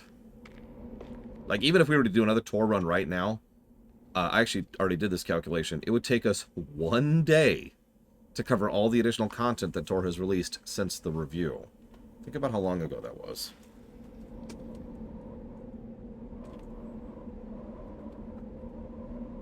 And thank you again, Hourglass. Sorry, I don't mean to rain on anyone's parade. I know several people who still enjoy STO and still play it, and there's no judgment there, really. Hell, I know people who played Ultima Online for about a decade after that game stopped getting updates. And Asheron's Call, I myself was one of those players. But at this point, I've seen a lot of MMOs come and go. In fact, pretty much every MMO that's come and gone, I have seen do so. So... yeah. I've learned to just pull the cord at a certain point. Do you want to put that towards Gothic as well, Hourglass? I'm glad you liked it, Hero.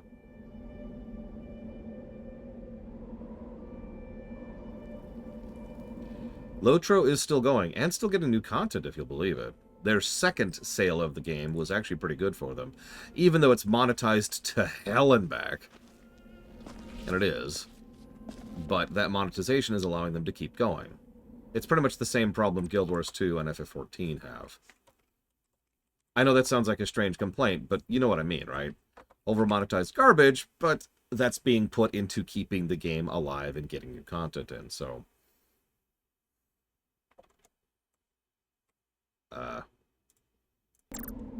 FF11 is still going? Blade Travel, help me out on this one. Because I thought they stopped receiving new content, but I could be wrong about that. Like, I know FF11 is still supported. I saw your shuttle take off. Hopefully no one else did. It's good to see you. You're not a love interest for me. Under these unfortunate circumstances. When you called to give us a scan, it sounded like they caught you. I was worried you'd been hurt. It was nothing I couldn't handle. Lead the way. I'll fill you in on what we've learned about the situation. Follow me. That's what I thought, Blade Travel. Yeah, we tried to call you while you were sneaking out of the palace. The device Galvin and Sidron brought back from the mines is being used to control some sort of warp disruption weapon that has the Resolute trapped in Hotari space. According to our readings, the power source for that device is on this moon. Hair. At the specific coordinates. Hair. It sounds impossible. Hair. That explains the rumors of the Hotari controlling the ionic storm. Whoop, whoop, we lost the hair. It is the hair. Oh, God, that's not hair. Once the most powerful civilization Oh, in the Jesus, galaxy. I'm stuck. But they've been gone for over 600,000 years. It's hard to believe there's something like that on Tau. Oh, Matrix Online. If we find hard evidence that Galvin and his allies are hiding dangerous Tkon technology, I can convince the Federation to let us intervene. Understood. We're almost there. Oh, tell me about it, Hourglass. Yeah, I'm one of those weird people. I've actually talked about this before. MMOs are a little bit different when it comes to game preservation, because more work and time and resources need to be put into preserving an MMO.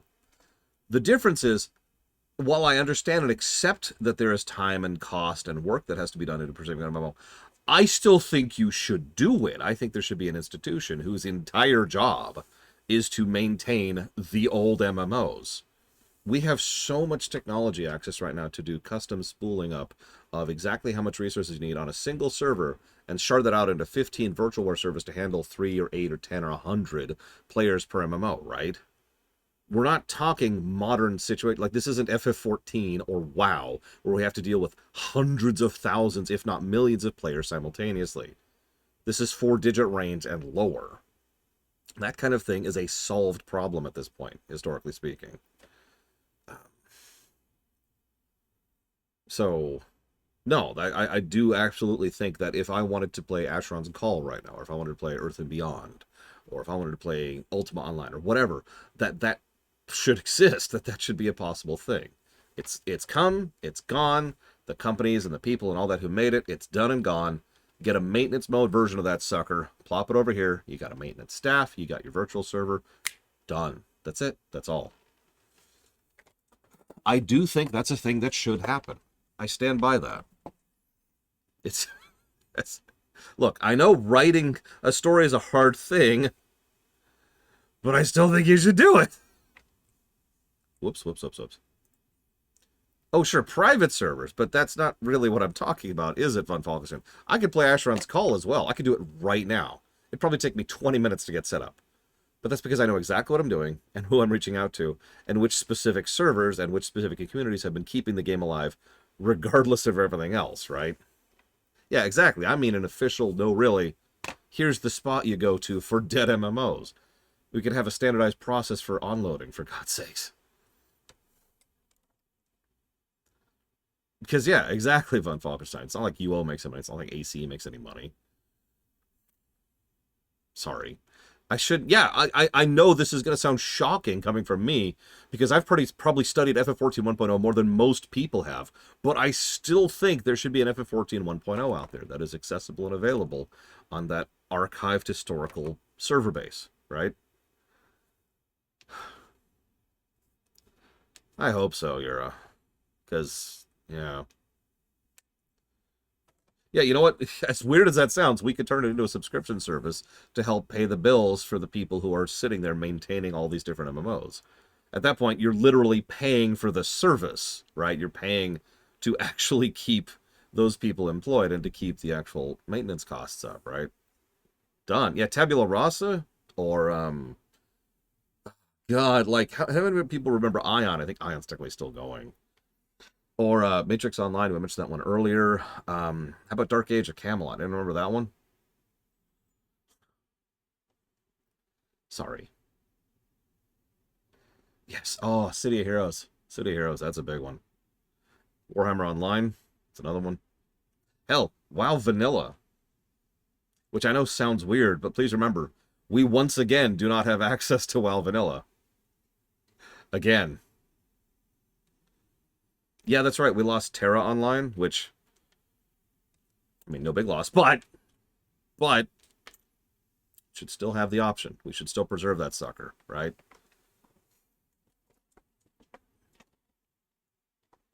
Yeah, again, FF14. If we're gonna salvage FF14 1.0, we gotta salvage everything. Let's just line that sucker up, right? It sucks. Moving on.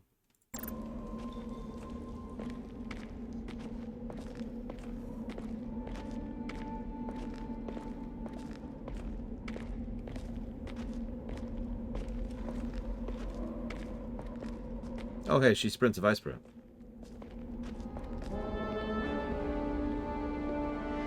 It's a little stuttery. That's the mine? Prospect 614 North, Subdivision 20. It's enormous. Just one of the thousands across Tau. The pride of Hotari. How do we get inside? The structure that circles the mine has entry points for transporting equipment into the lower levels. They're guarded, but nothing I can't get past using my authority. Well, that's good to hear. As long as you can avoid being seen, I should be able to talk my way past any miner. And provide a little distraction for you in the process.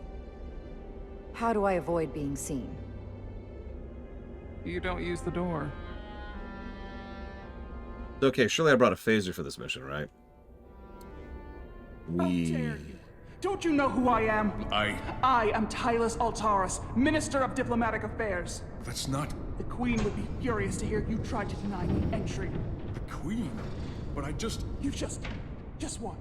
Just now realize... Okay, so we have no belt, and that means we don't have a tricorder or a phaser. Game? Game. Game, let's sit. Let's have a chat. Okay. So I know there was this really big mandate, and there was, this is true, there was a big mandate that pockets don't exist in the future, because pockets aren't futuristic. This is right up there with zippers. And that's stupid on several levels. But I just want you to understand that if you really, really want there to have no pockets, there's this thing called a belt. Okay, it's a brand new invention. We just invented it. And you could put like pouches, you know, on the belt, and like little holsters, and you can do like, and there's your phaser, and there's your tricorder, and there's your EpiPen, and you're good. You're done. This is a thing you can do. You know, backpacks, those exist. Those actually do exist in Trek. Those are in Voyager and in TNG. You know, it can have a little hand light, you know. It's all right, moving on. To someone much further than the ladder. Where did this come from? Do you understand? Where did you holster that? Where did it go? Oh my God! Look at her hips. Look very carefully at her hips. She clearly does this. Watch her ankle. Oh my God! Ah! We have invented. Oh God, what's that called in what's the name of that movie? The vampire movie, where they have like hammer space, but it's actually really a thing that exists in the setting. And so you know, this woman, no, it's more futuristic than Underworld. And like she'd reach out and like 15 guns would pop out of her hammer space and she'd just shoot all of them at once, that kind of a thing. Ultraviolet. That's the one, ultraviolet. We have invented flat space or whatever it was called from ultraviolet. Tom, I have orders. how could a fellow Hotari not understand this? You're digging your own grave. I've reached the end of my patience. Escort me to the maintenance bay. I told Someone takes their breaks up here. Maybe the same guard who left that window unlocked. I suppose the view is nice. Be quick.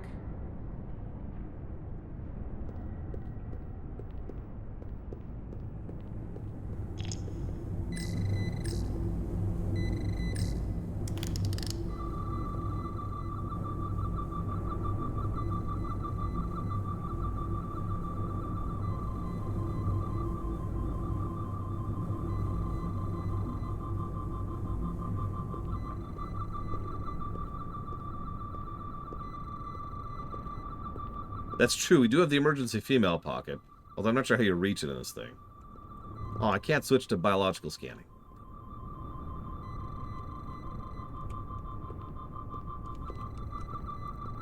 There we go. Oh, of course I would, Colgan. Are you kidding me? Not going that way. Force field. Looks like it was installed recently. No safe way around it. Only I had my gun.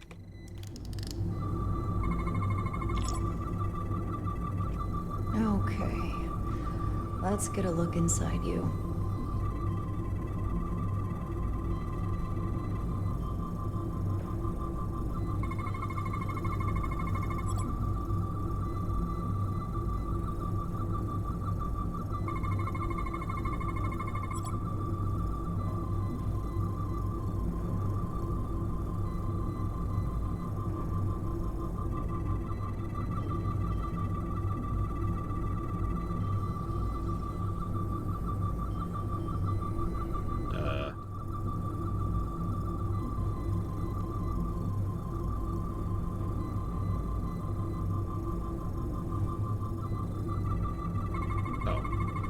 I'm gonna be honest, I didn't even realize you could scan the yellow stuff.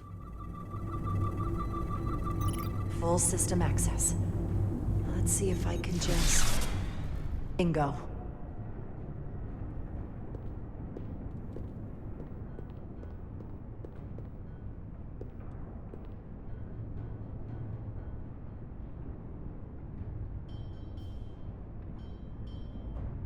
Yeah, it's just, she just shoves it into her leg. Not sure how long she can keep him busy. Telling you, flat space. She does have that ring on. That'd be interesting. Can we see the ring right now? It's blue. Okay, we're fine.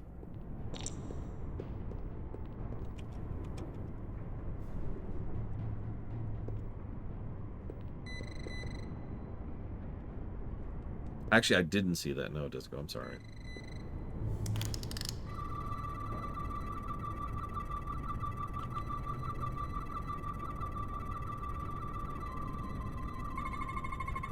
Something in here is keeping that door closed. Let's see, it's called a lock-key? Not sure what that is.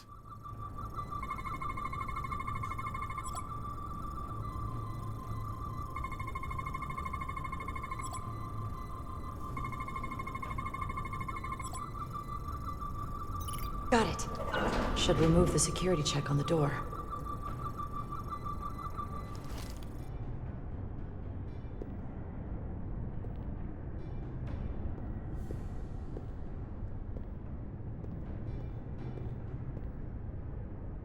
Sneaking now.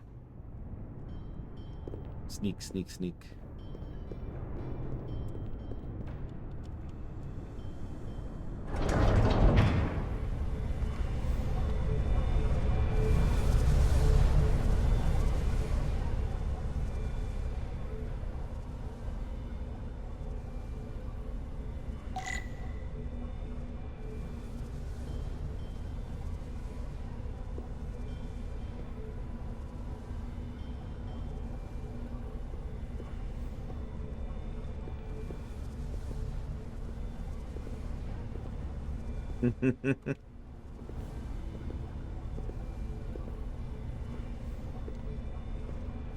Nah, go ahead, Disco. I don't mind. I doubt it'll change much, but it's a step, and steps are important.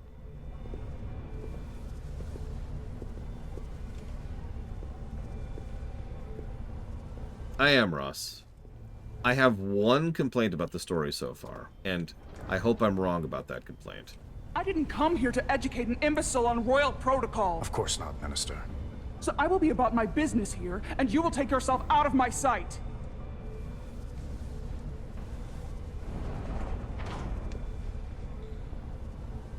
There you are.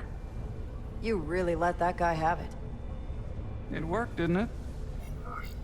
I'm used to having to throw my weight around. Hard to get anyone to listen to you otherwise.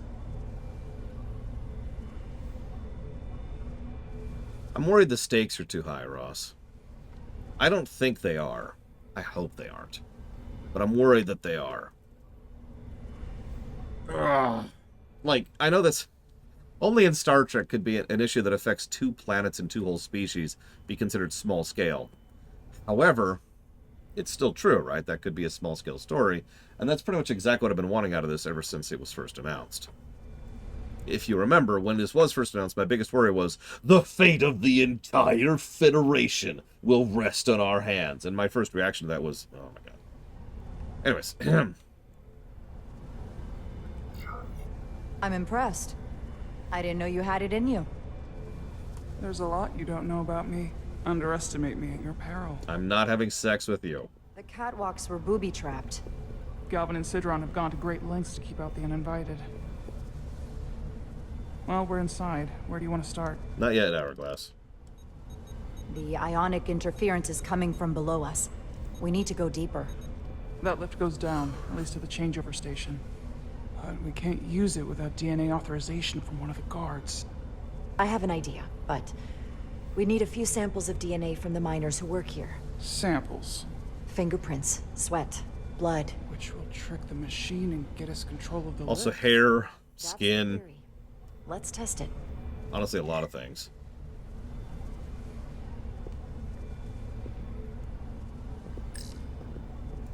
Do you think we could just find a way to climb over this? Possibly. But the console on the lift itself is locked by the same system that locks this ramp. No shortcuts, then. I'm sure you can figure something out. I'm amused that they actually acknowledge that. That's an enormous tractor beam.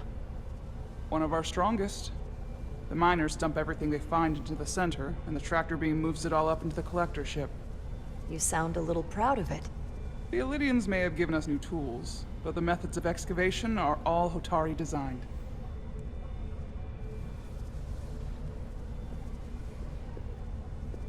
I sure hope nothing ever blows up all the dilithium across the Federation. That would suck!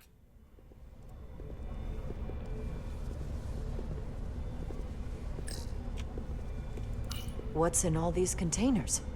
These contain mining supplies, tools, energy packs for machinery. Shouldn't mining supplies be inside the mines? It is troubling. If the workers here aren't mining... What are they doing? Not working? How are we going to keep them dirt poor, then? See you around, DZ Maven. An Illydian console. All the managerial technology in the mines is Illydian. So they can keep an eye on their investment. That's how it is. We must make them useful. We've literally had a TNG episode about the Federation being called in to help prevent an uprising from a conquered state of the Klingon Empire. Knocking over unions is probably about on the same level. That is a lot of DNA. I should look for the most concentrated spots. Why? It's DNA. You're...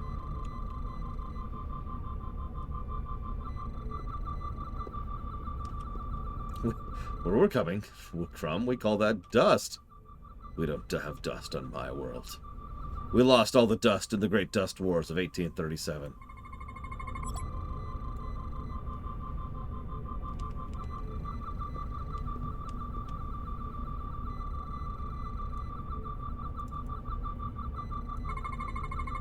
Not concentrated enough. I should try somewhere else.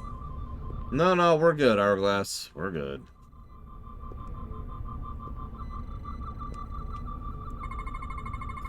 There's gotta be stable DNA here.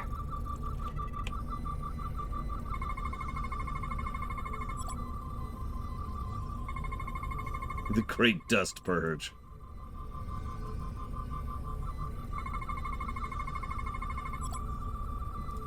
That's a stable DNA sample. It's only partial, but a few more should do it. What? But, okay.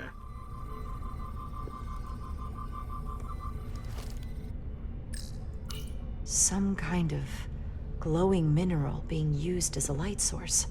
Might want one of these for my cabin, actually.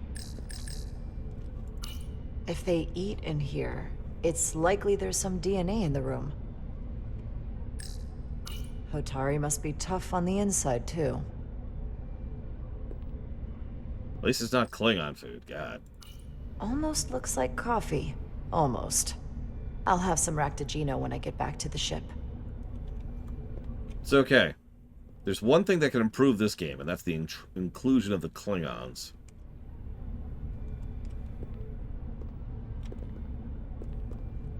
That's true. Neelix has heard of this strange and unusual concept called spice. No, not spice as in spiciness, as in adding flavor to food. Not enough. Gotta keep looking. This'll work.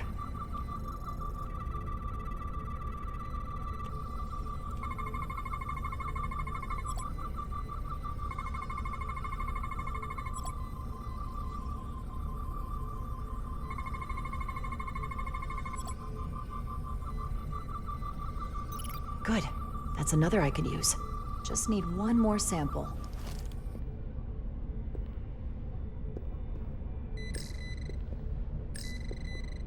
I'll come back to that. Von Falkenstein says there's other prompts in the room. I think Von Falkenstein's lying! Leftovers. I should give this a scan. Okay, now he's not lying.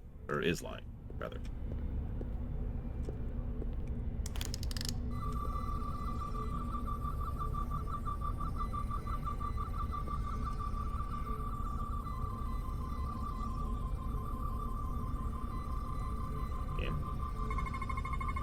I can use this.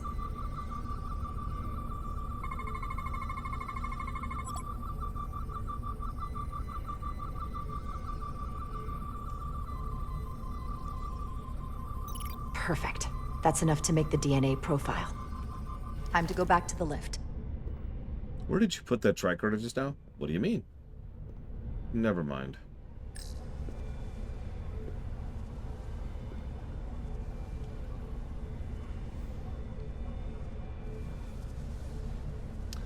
I suppose it could be seen that way, Gum Gum. I'm going to admit that I don't see it that way. But then again, a lot of people have interpreted, reinterpreted, and reinterpreted the Federation over the last 50 years. So that makes sense.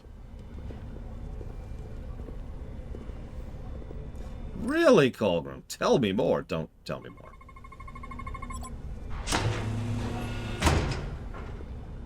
It worked.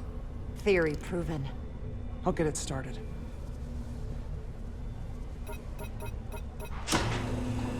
Ready?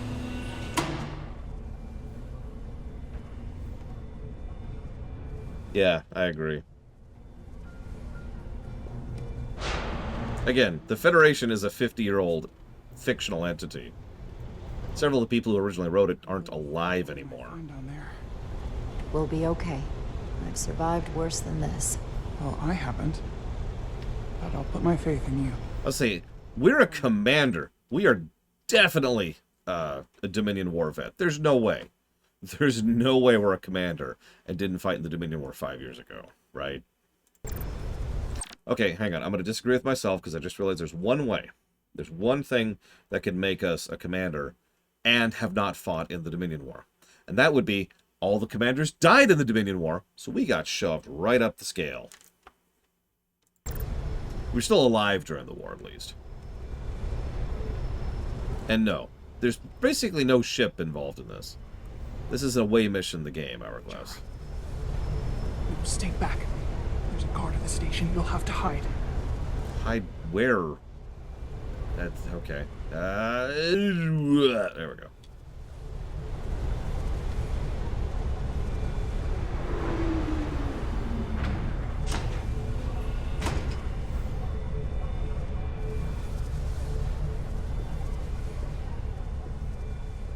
Who are you? What are you doing here? You watch your tone with me. I'm Tylus Altaris, Minister of Diplomatic Affairs. I speak for the Queen herself. This is a restricted area. No one gains access without the approval of Galvin or Sidron. Wait. Jues Gawad Abawincha. We have a phaser!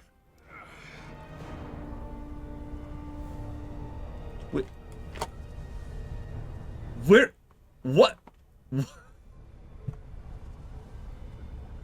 Okay. I have two questions. First of all, where? But second of all, the second thing's not actually a question. I'm legitimately shocked that we actually have a phaser in like a good way. Like we actually, I really did expect that we came down here with no equipment. But no, we actually brought down a phaser. Holy crap. We have a microtransmitter. I like Schism Navigator's thing though. Oh, call a transporter, but not for me. Oh shoot. Okay, there we go. Are you all right? I don't know.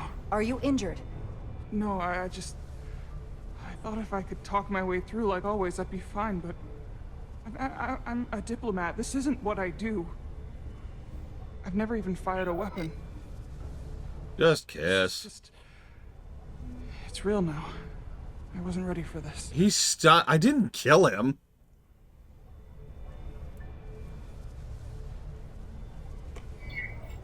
Hey, I'll keep you safe. Can you? I was a tactical officer before I was posted to the Resolute. I know my way around a phaser. You saw how I handled our large friend here. I suppose that is somewhat reassuring. My authority has never been challenged like that. It meant nothing to him. So we should assume any Hotari we encounter from here on can't be reasoned with. Agreed. The only loyalty they have down here is to Galvin and Sidron. Can you switch over the lift? The guard should have a scan card that will allow us to operate the switch. Wait, let's look at his gun first. An Illydian disruptor. I assume the miners took weapons from the Illydians before they fled the mines. That explains some of how the uprising happened, but not enough. Should we take it with us? No. My phaser is more efficient. Unless you want it. Oh no. Weapons aren't my thing. That's some serious armor. Conditions in the mines are harsh, even for Hotari. That's why his arms are exposed. Got it.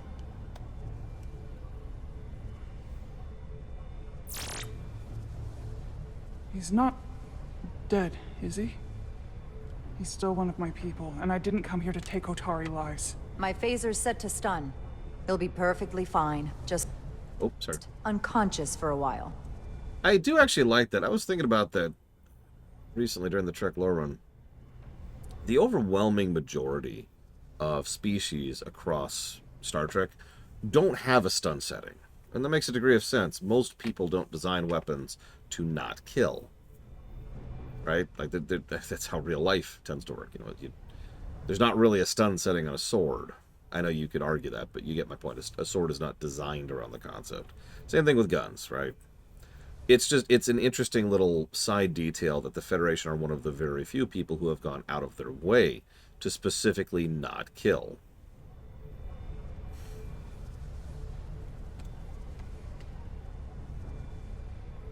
Yeah, no, exactly. The phaser is something more of a multi-tool than it is specifically a weapon. And the only reason I'm bringing this up is it's kind of indicative of the Federation in general, isn't it?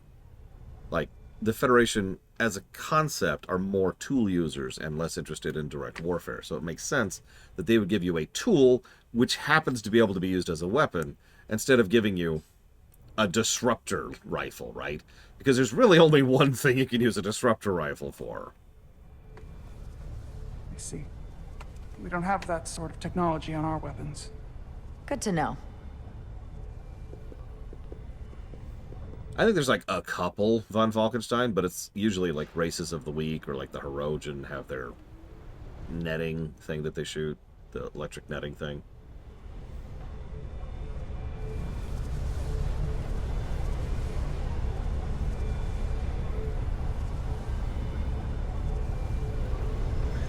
And yeah, it's a good comparison. Swiss Army knife. It's got a knife, but it's also got a lot of other things. You know, I don't know, Ross.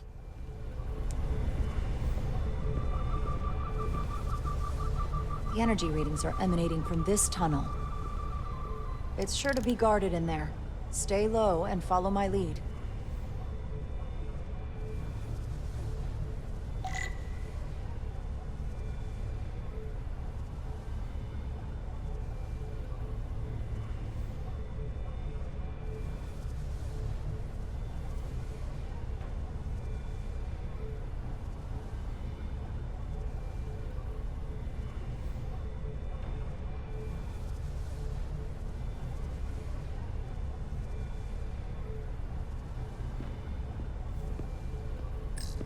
Is that all dilithium?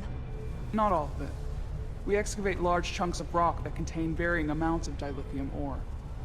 It's sorted and processed at the collector ship above.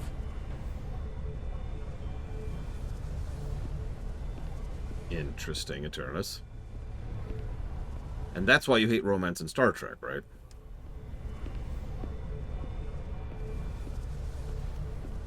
I mean, I could talk a lot about the Federation, but the simplest and easiest answer to that question, Gundam, is the Federation are the good guys. They're not perfect.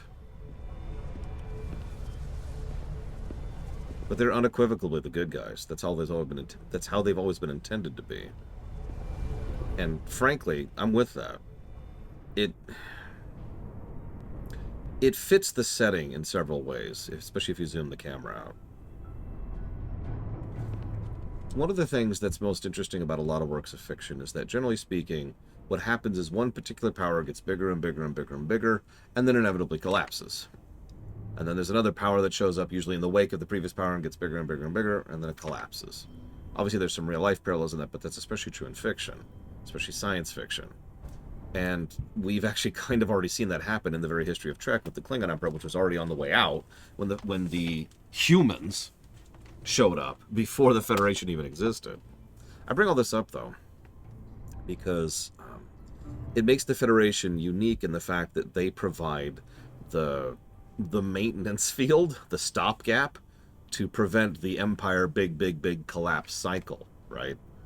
The Federation sits there as a counterpoint to the Klingons, and a counterpoint to the Romulan Star Empire, and a counterpoint to the Cardassian Union, and a counterpart to the Dominion. And so, yeah, exactly, they're a stabilizer. Because the Federation absolutely has the manpower, resources, material, and technology to just get bigger and bigger and bigger and crush everyone. But because they're the good guys, or at least the net positive guys, they don't.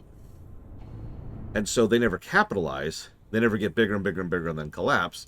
And because they're stabilizing, no one else gets bigger and bigger and bigger and then collapses. It's an interesting dynamic, and I do actually enjoy that about Trek. More guards. I take it as a sign we're getting close. I'll get a closer look.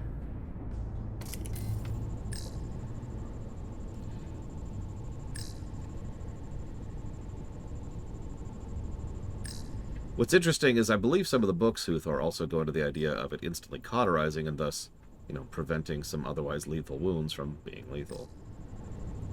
They're armed and there's a lot of cover for them. I'd be outmatched in a firefight. I'd like to avoid any more casualties. Things are already getting out of hand.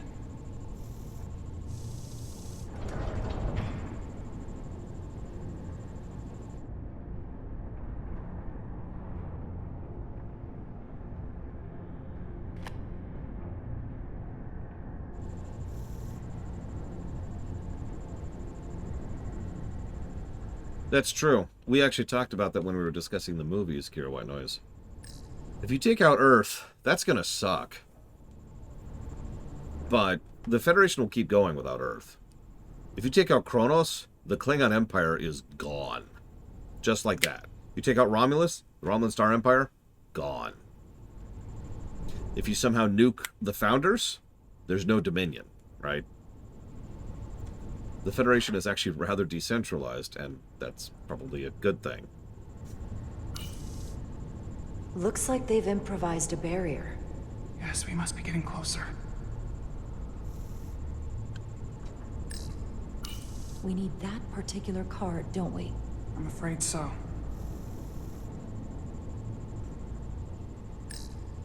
Can you open that door? Not without that scan card. I don't like our options here. I have to get us that card so we can open the door. How?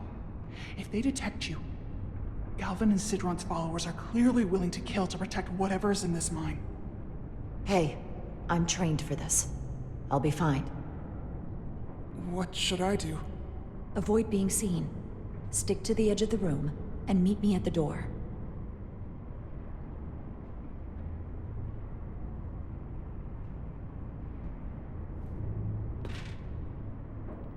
I don't mind that too much, Uthor, but that's going a little bit into the weeds. Stealth sequences. Oh, wow. If you're caught, your mission has failed. And as you can see, if they're looking in your direction, stay crouched. Wow, this is actually a stealth section. This could be terrible. We'll see.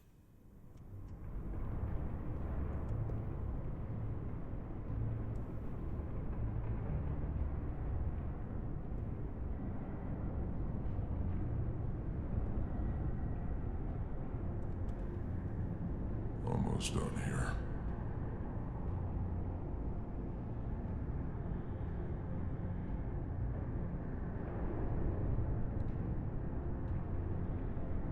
I guess we're playing the stealth block for one more game.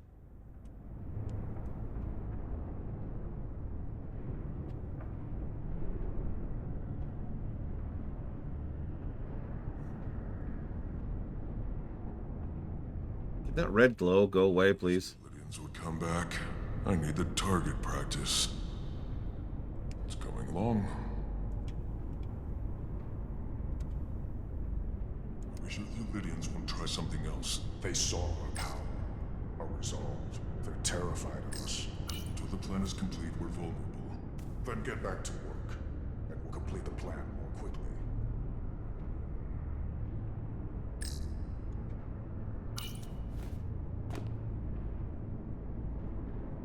This requires too many inputs.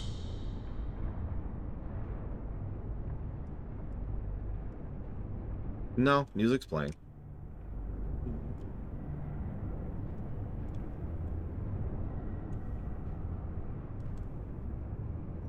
Oh, I agree with that too, Uthor. We need more light in here.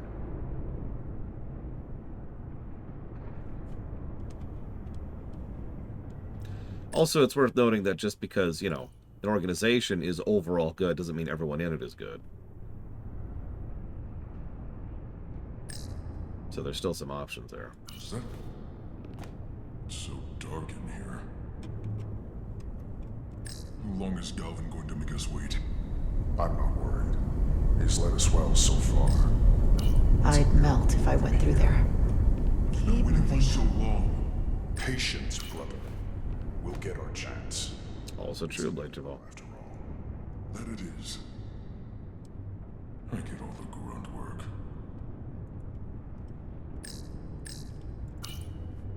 That was kind of weird, but okay.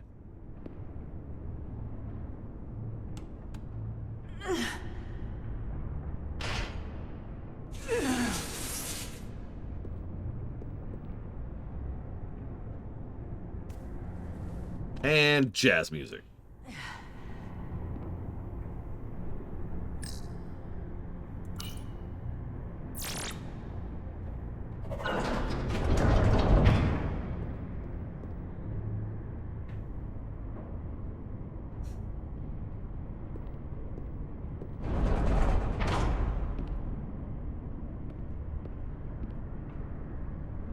Stay close.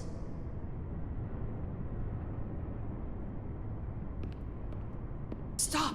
What? Motion sensors. Yeah. Trigger an alarm. We'll be found. Invisible to the naked eye. That's not... How will we get through?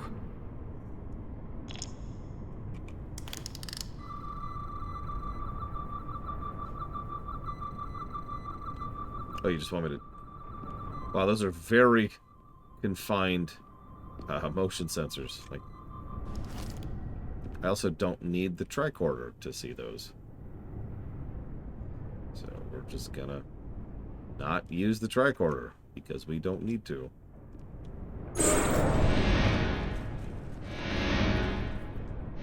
No! And we're killed. See, they don't have a stun setting.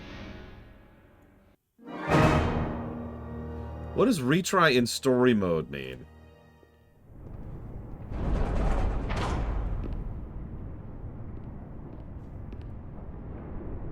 Stay close.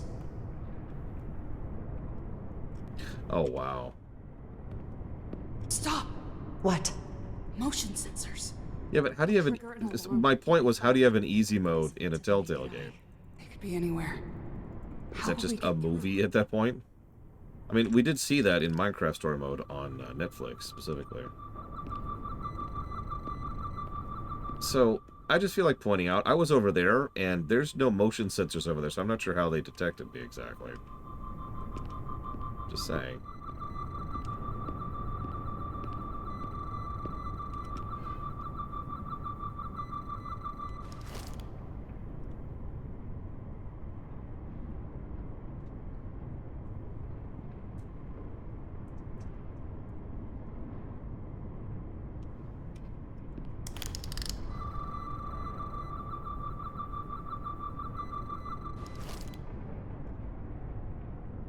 I mean, they're Telltale games. They're already interactive movies. Mission accomplished.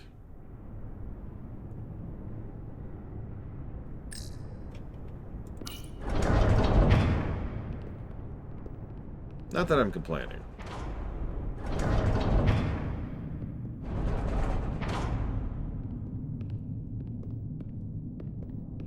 Hang on, I gotta look this up. 'Cause now I'm curious.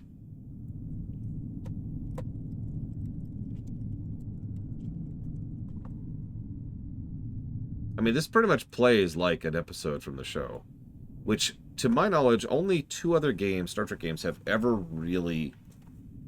3 other Star Trek games have ever really accomplished. Star Trek Online, Elite Force, and Judgment Rights. I agree, Ross.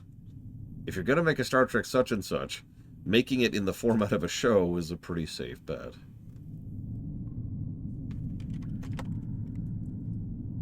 There we go. Story mode.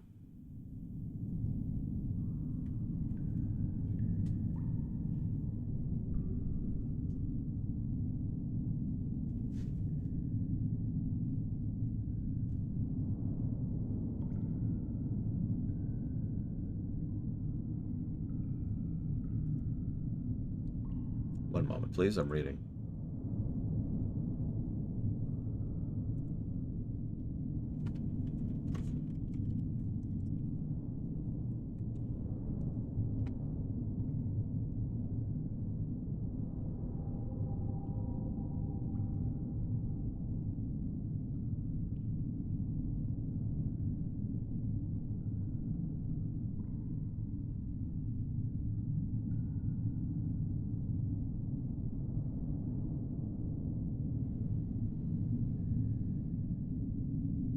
So this is interesting. Obviously, as several people in chat already said, the main thing that story mode does is it straight up disables some of the minigames. You cannot select story mode from menu. We already knew that. We've already seen the options for the menu. But what's really strange is any failure at any point prompts the player to start story mode. Here's the catch. Story mode also automates several outcomes, which means that changes how people react to you and can change their opinion of you, which can change certain outcomes going down the line. Furthermore, it has no impact on anything that is not a quick time event or a minigame thing. For example, the stealth section we just went through would be completely unchanged on story mode. That's interesting. It reminds me of Mass Effect 3's approach to the same concept.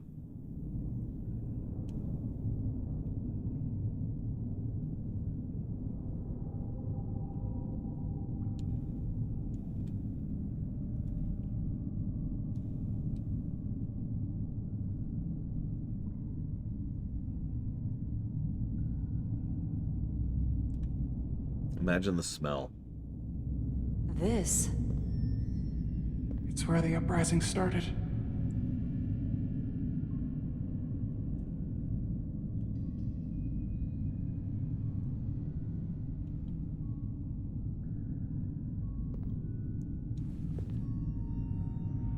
Hotari don't do this. We defend ourselves, but we don't kill on this scale, this level of savagery. There's no such thing as a bloodless rebellion. I don't know if we should keep going. So much death. I'm starting to like her. I don't want to end up like them. We'll make sure they didn't die for nothing. What we learn here could save the rest of your people. Okay. Okay. Whatever happened here, it made the Illydians abandon the mines. Let's find out what they're so scared of. Question, what's the name of this woman? See around 40. Oh, I can just look here. Hylas. I withdraw the question.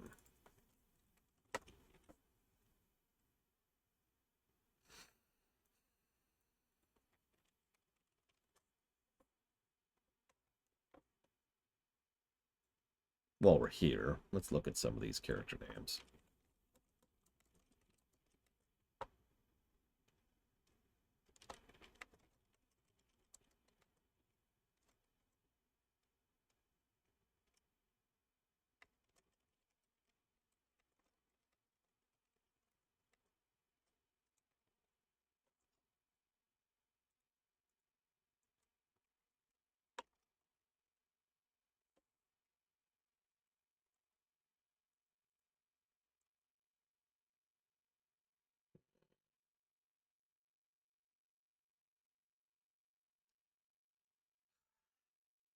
I told you my knee-jerk reaction to Spock. I guess I said that off camera.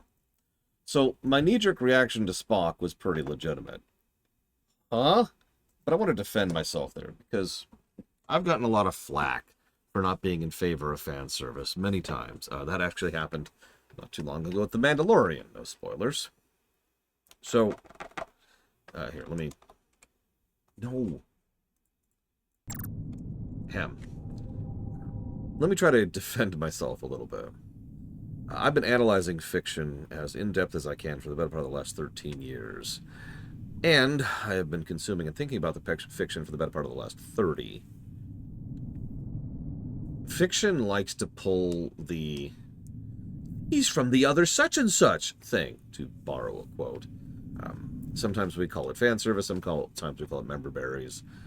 It's something that I'm extraordinarily tired of because it is so often done badly. Because it's usually done where it's just like... It's one of the reasons why it's the kind of thing that people have made fun of for so long. I mean, Member Berries itself was trying to satirize that very concept, you know, the thing over in South Park. It's also why an inordinate quantity of X-Men stuff has Wolverine, why the Joker always has to show up in Batman stuff. You get it. It's the same reason why we tend to hit those same points. It's because someone is aiming for the nostalgia button and the fan service button, which is usually the same button. Execution is everything, however, and I have seen good fan service done over the years. But my knee-jerk reaction is, and always will be, having said that, it is an interesting decision, from what I've seen so far, to bring Spock into this. Because ignoring the fact that it's Spock, which I know that's a weird thing to say, but if we just move past that for a second, for the most part, he's just kind of here, which I'm fine with. I'm saying that wrong. He's an ambassador first and foremost. He's not Spock first and foremost. He is here as the Federation ambassador. That's the service he uses in the story, and that's the purpose he has been beholden to so far. We'll see what they do with that and how they go with that. But for the most part, I'm with it. I'm not sure he's positive worthy, but I'm leaning against giving him a negative, which was my knee-jerk reaction when I first saw him. It's like, oh my god. To contrast this immediately, a good example of that kind of external continuity would be the Tkon thing. The reveal of the Tkon and the usage of the last outpost is a fascinating puzzle piece that makes a decent amount of sense and ties up perfectly with what they had been building up to so far. Remember what I said? They found a gun. They don't know how it works, they don't know what they're doing with it, but they found a gun. And these people have found a gun, metaphorically speaking. Oh god, I'm sorry, Lieutenant Leroy Jenkins. Yeah, no, it's interesting and it works in both cases. So more impressed than I thought I would be.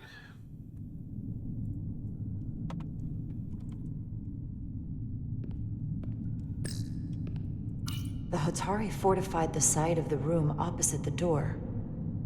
It's a good tactic, but a few crates aren't going to stop fully armed Illydian soldiers. How did they win? Hotari and Illydian. Both sides took a beating.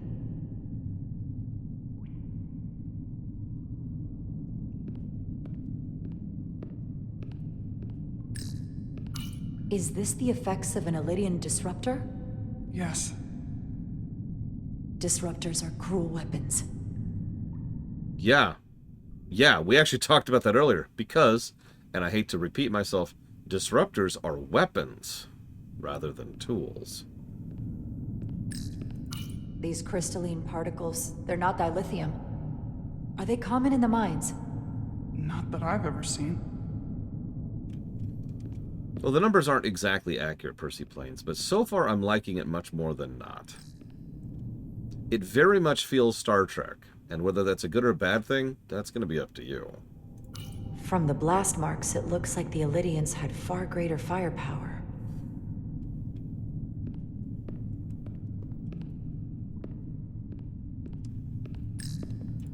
Footprints.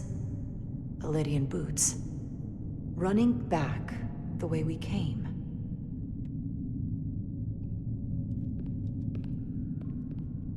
Someone do... Whoa. What? What kind of weapon did this? This is like nothing I've ever seen or heard of. My people don't have a weapon that does this. What else can you tell me?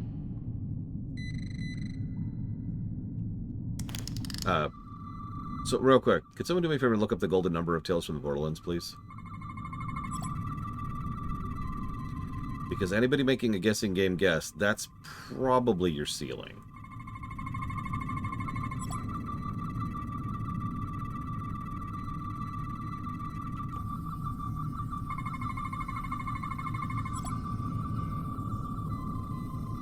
Oh, I agree with you, Huthor. I don't think you can process? That's a weird way to put that, but I think I'm going to stand by it. You can't really process fan service. It has to grow dynamically or be designed very carefully. So I'm going to read this one out loud. The crystals appear to have grown from inside the flesh after initial penetration. The process ruptured several internal organs randomly. The process may not have been fatal instantly. Illydians have 4 hearts. All are stopped, and the veins that feed them are clogged with quantized spin crystallization. What an awful way to die. This must be why the Illydians are so afraid. Technology that surpasses their own, in the hands of the Hotari that they've lorded over for centuries. Where did this weapon come from? Well, the crystals are giving off tetrametric pulses. If I set my tricorder to search for that frequency, it'll lead us right to the source. Yeah, that's cute.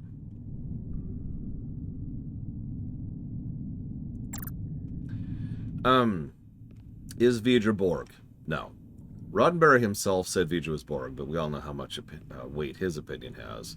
And it's one of those, the more you think about it, the less sense it makes kind of situations. There's no logic behind Vidra being Borgified. The Illyrians shot to kill. But if they killed him, why was he shot in the back? Huh, you're right. The shot came from the side the Hotari were defending. We don't kill our own. And he wasn't just caught in the middle. Ape must not kill ape, as they say. Killed by the same crystallization as the Illyrian. Whose side was the killer on?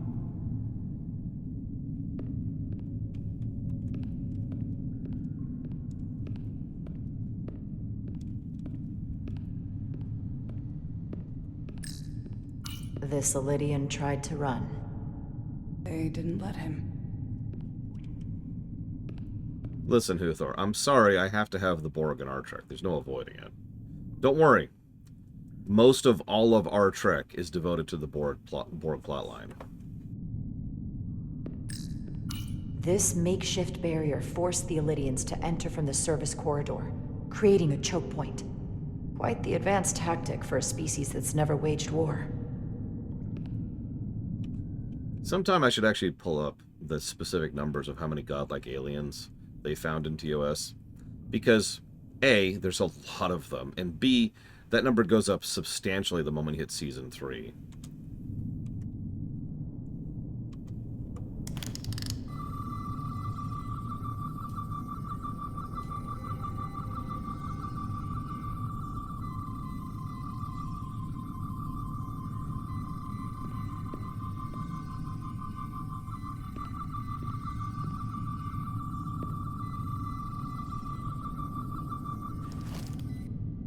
Yeah, TNG Season 1 leans into that pretty hard, too.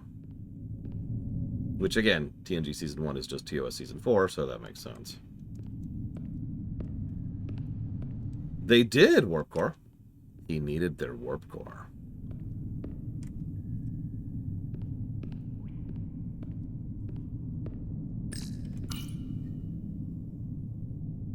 Tylus, you may not want to look down there. I've come too far to... What is this? They've been dumping bodies down here.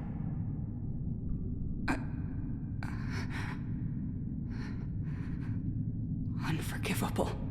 Galvin and Sidron will be made to answer for this. Yeah, I would say John Delancey Q, let's say Q, and Kevin Uxbridge are probably the only two godlike aliens that ever worked for me.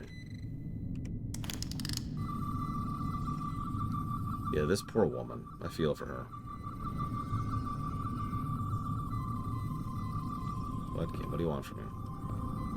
Whatever, I'm just gonna keep going towards this.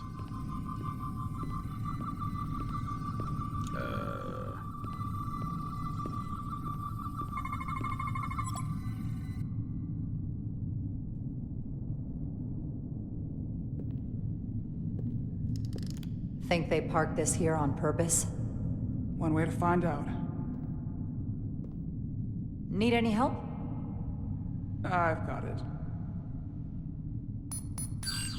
And this is when she betrays us. No, we don't need the Daleks in Star Trek. Let's get some Navigator. Come on.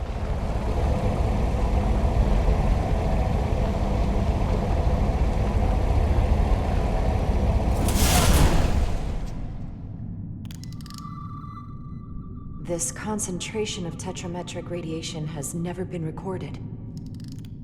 Whatever they're hiding, it's right through here. What's the camera been doing? It's only been doing it here.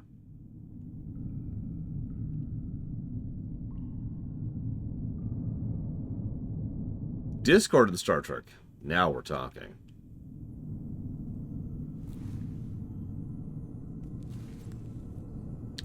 Probably wouldn't work in our Trek Trihexia because the holodeck doesn't exist like that.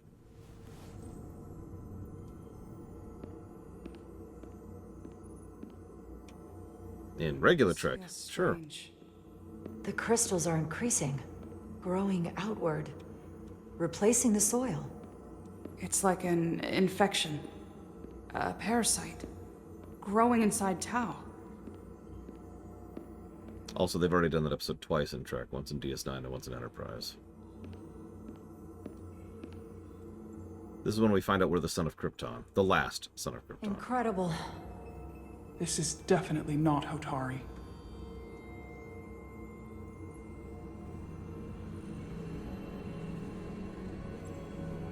It's the remnants of the Tkon Empire.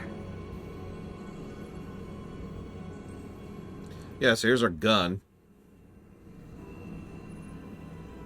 I don't think we should be here. This is exactly where we should be. Every strange thing we've seen in this system, it might all come from this room. We need to learn everything we can. And she shoots us in the back.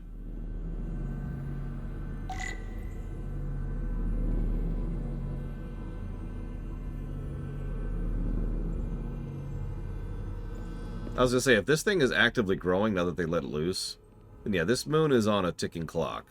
Don't know how long, but it's there. Somewhat resembles a transporter pad.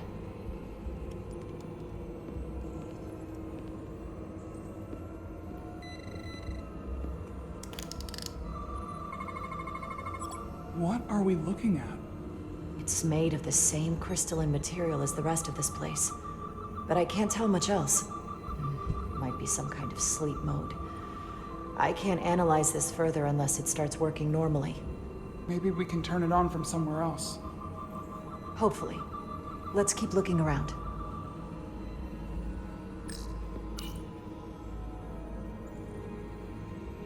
Look familiar? It's almost identical to the console Galvin has hidden in the palace. It looks like a control surface. That would be pretty messed up, Loke. It'd be an interesting story arc, too. Although the last thing we need in Star Trek is more allegory. Can we just leave that at the door, please? How are you holding up? I knew Galvin and Sidron were dangerous. Now I know they're more powerful than I could have imagined.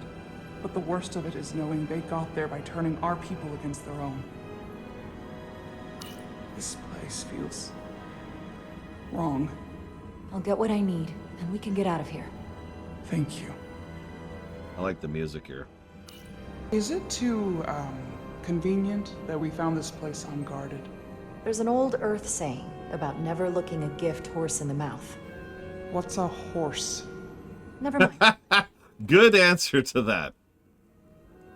I approve.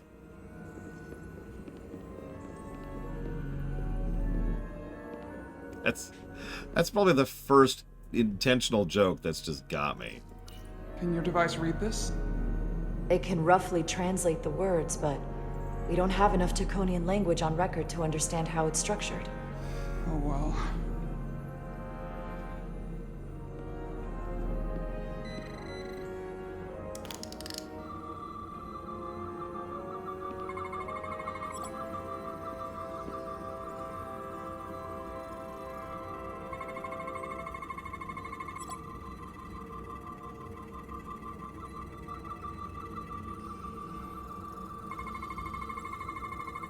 Yeah, seriously, can we take pictures of this stuff?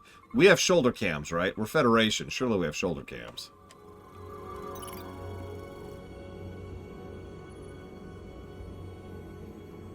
What is it? The device's primary function is to transmute lithium into this quantized crystalline compound. Possibly for the creation of weapons. Do you think one of these was used on that Elydian in the tunnels? Such a cruel weapon. It's a weapon. I don't know what you're expecting here. Aw.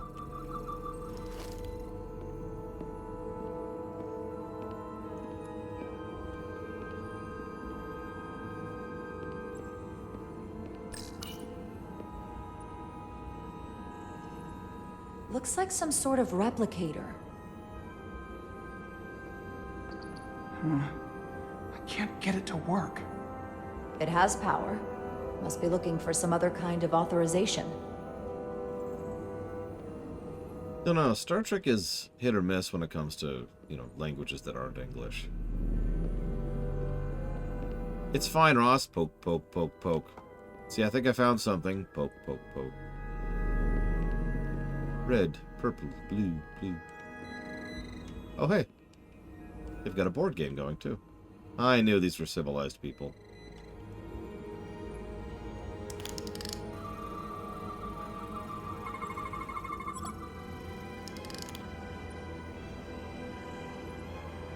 So far, it's been pretty solid, Percy plays. Crystallized lithium compound. Its internal structure is extremely ordered.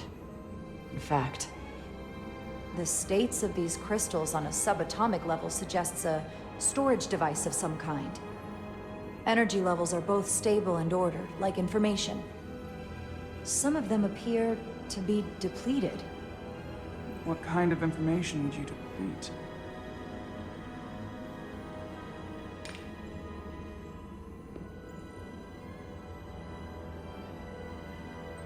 That's actually a good question. Also, here's a follow-up question. How many of those damn things do they have? They're NFTs! Oh my god! Random thought. We have to walk out of here. Remember, we have no beaming. So...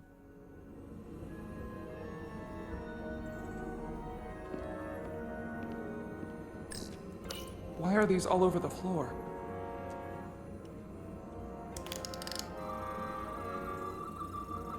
That's a good question.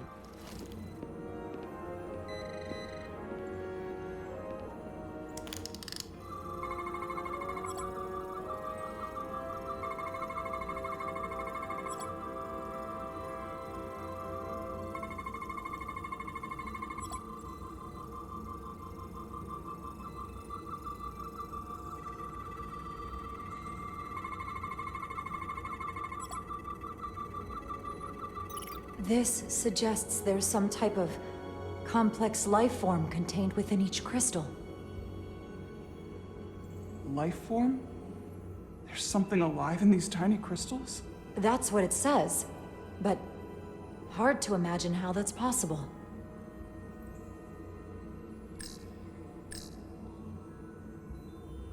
There's some kind of crystalline entities.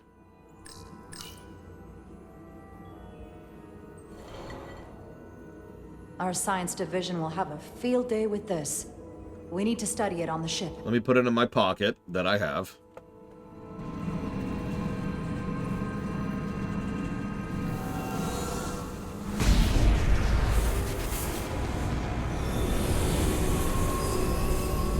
Jara? I see it. What's happening? Someone turned it on. There's no one here. Maybe the device I saw in the palace can send a signal? If that's the case, we may not be alone for long. Let's hurry. Yeah, that feels to me like someone's about to beam in. That's my vibe from that. Yeah, can we go?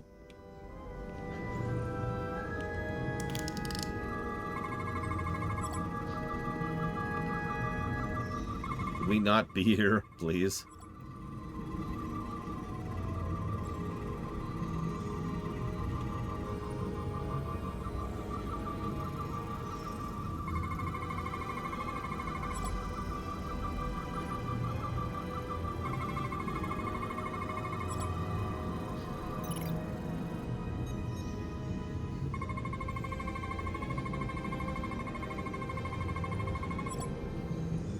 This can't be right. It's putting out almost 50 zettajoules of energy. I assume that's a lot? Enough to power this entire quadrant. Let's not get into that. This amount of power, the kind of radiation it's putting out, it's the cause of the storm. The warp disrupting beam, all of it. And we're standing right next to it. Also, you're never going to have children. We get back to the Resolute. They have to know about this. Come on, let's...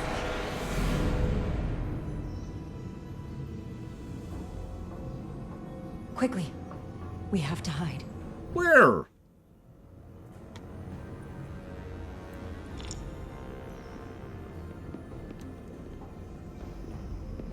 Yeah, like I said, I don't want to go down that rabbit hole, but we have a measurement of energy right now, which is called a joule. And we know what zetas mean. So... This is outrageous! I demand you let me go! No need to complain. You're about to receive a gift beyond your wildest imagination.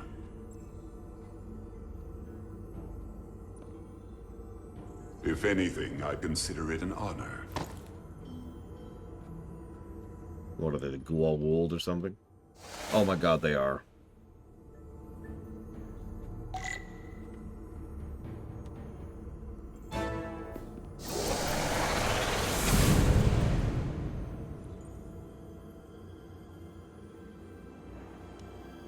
Yeah, the data crystals. Those are Tkon. It's instead of the worm, it's the data crystals, and they're... Yeah.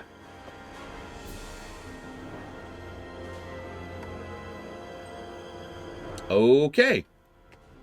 So, I think I was right twice.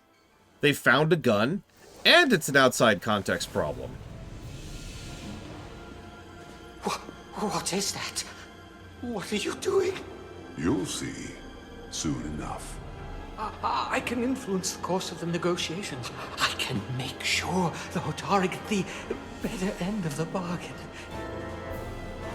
So can I.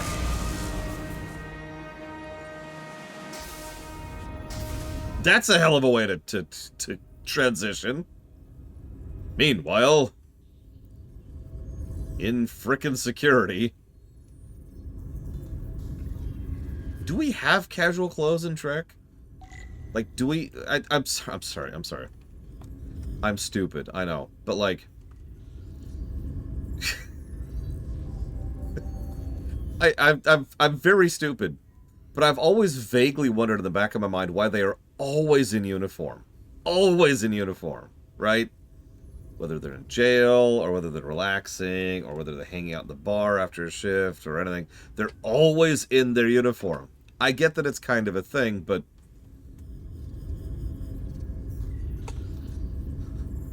Except for Troy, who kept tumble rolling through her wardrobe until Jellicoe showed up.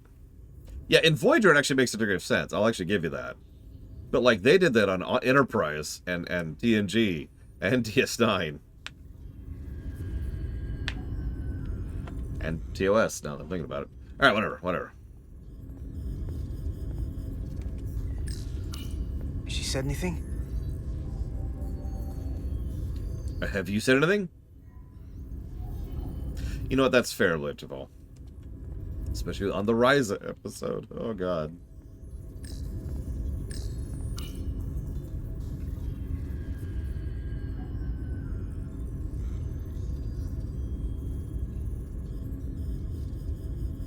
Oh, God. I just remembered something. I just remembered something horrible. Okay. So, Eternus, plug your ears for a second, okay? Gates McFadden is an extremely attractive woman. She was 30 years ago, and she is today. That's not, like, the crush talking. She is legitimately a very attractive woman. I'm sorry. I wish I looked that good, to be quite blunt. Yeah, this woman is in her 70s, and she looks amazing. But the reason I bring all that up is because the one and only time they ever decided to put her in, like, a custom outfit that was designed to be titillating and sexy, she was doing this weird not Kalinetics with Troy. Now, for those of you who've seen that episode, you're probably immediately thinking, aha, and you already know where I'm going with this. For those of you who haven't,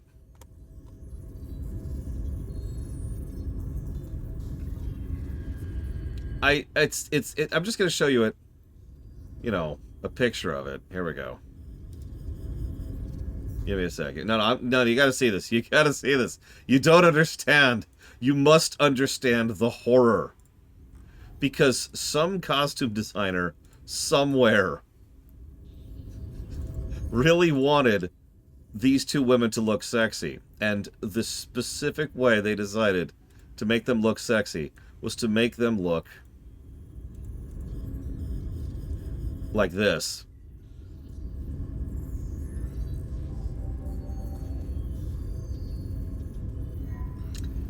Now, regardless of sex appeal, let's just throw that out the window for a second.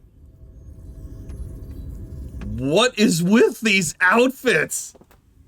These are so terrible. These are such terrible outfits on so many levels. You sit in a hallway with a mirror? Huh? Like, wow. So, sorry, two mirrors. So, once again, as Von Falkenstein pointed out, you are correct. They did have casual outfits on TNG, and this is what they looked like. Moving on. If there was a chance between you two, I think you've blown it out the airlock. Hope you're happy. Miranda doesn't deserve this. What? We're supposed to be her friends. What? Slug!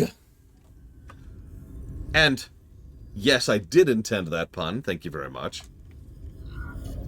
What did you want me to do? I wanted to bring her to sick bay. You weren't there until the very end.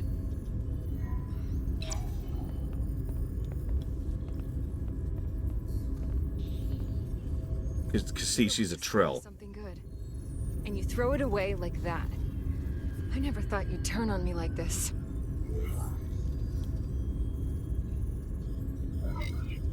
I didn't turn on you. You brought this on yourself. Unless you have some kind of explanation. You think I owe you an explanation? Starfleet and its never-ending search for answers.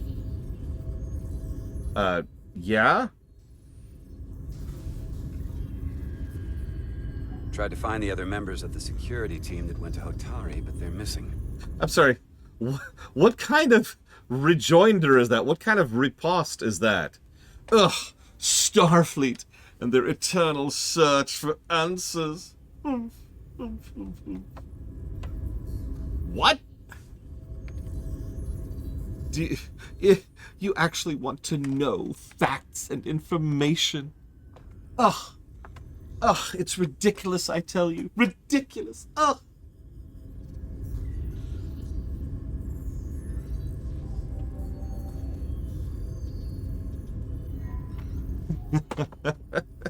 Yeah, you can tell she's in security. I mean, it's just, why would you want to know why I tried to kill you and was acting extremely sus? No, I'll tell you what she's doing, and I mean that with legitimate sincerity.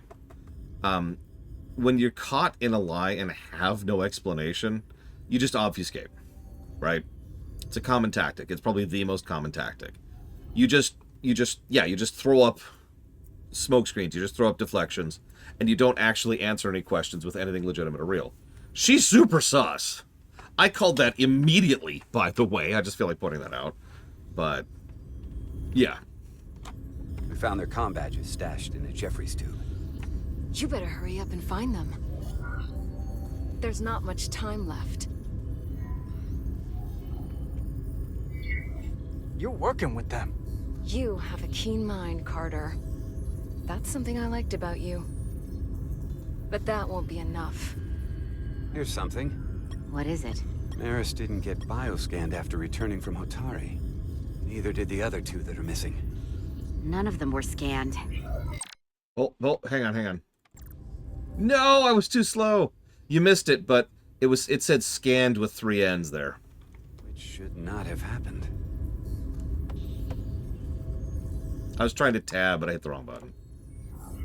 She came over and helped us open the engine compartment. The others, too. They must have used it as a way to skirt the scan. So they knew they had to get around it. I'll scan Petty Officer Maris and get some data to cut through all this speculation. I think it's better if I do it. Why? Open up too. Oh my god. You...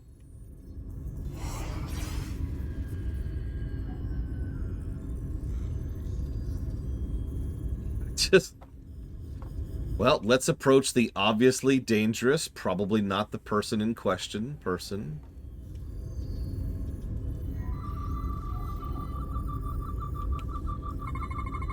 I can't believe this. I can barely see that. There we go. Ridiculous. So her brain is weird. And her heart is weird.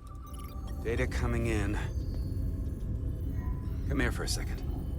Turn on the force field. Turn on the force field. Turn on the force field.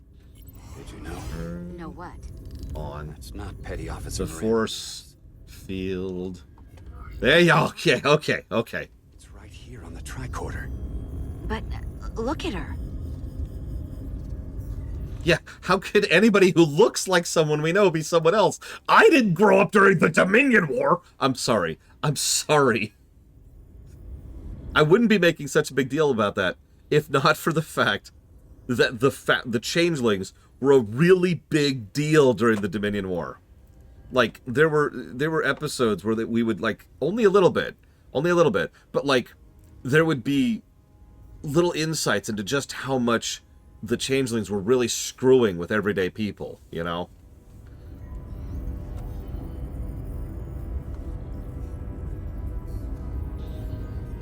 Like, obviously, we've had a lot of examples over the years in Trek of people being like, woo, and being mind-controlled or whatever, but honestly, early TNG and all of TOS, that's all questionably canonical. Just ignore the fact that we're in a TOS, or TNG, excuse me, Season 1 episode here. She's an imposter? Like a double? Or a spy. How is that possible? All I know is that she might look like Miranda. Walk and talk like her, too. She has different brainwaves, and even different DNA. This isn't the same person we left Starbase with. I'm going to feed this into the main computer and run some more analysis. Commander, there's gotta be something we can do for her. This is incredible. By some process we don't yet understand, Miranda's body is being rewritten. Her mind has been remapped to another personality, and her DNA is resequencing. I'm not sure the extent of it, but it appears to be pervasive. Someone has taken over and is bioforming her. That's a crude way to describe it. Bioforming. This is a problem. A big one. Please call it in. Right now. Officer Diaz to the captain. We found someone. She's been bioformed by some unknown alien force. We'll follow up with details. Right? Like get the initial out. We can work on the details later. We need to get a little bit of a warning out. Real quick alike.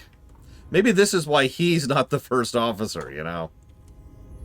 Oh yeah, contact Spock, too. Who are you? I'm Miranda, but so much more.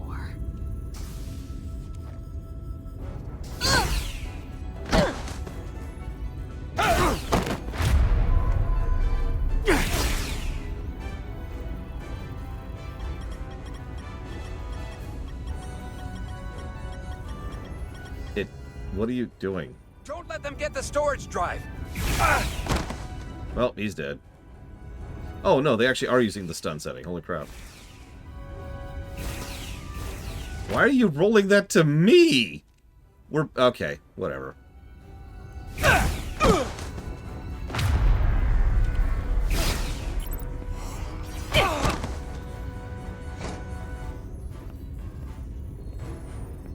Emo e notice texta. It's not in the Universal Translator.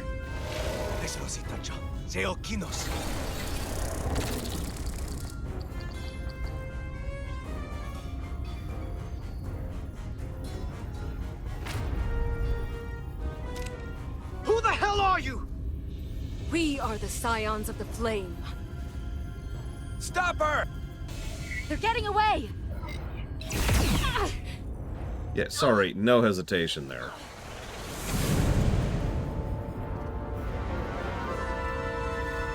The only hesitance was to double check to make sure that was the shoot button. don't like the sound of that.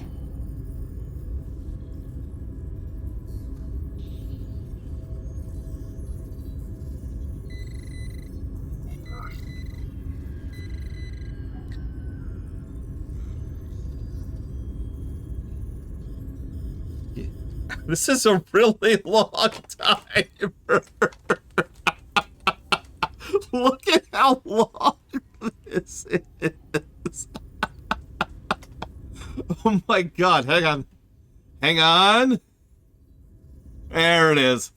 Normally, I would make fun of that kind of a scene. But it's always down to the specifics, isn't it? That wasn't terrible. You remember I mentioned earlier that the storyboarding wasn't bad?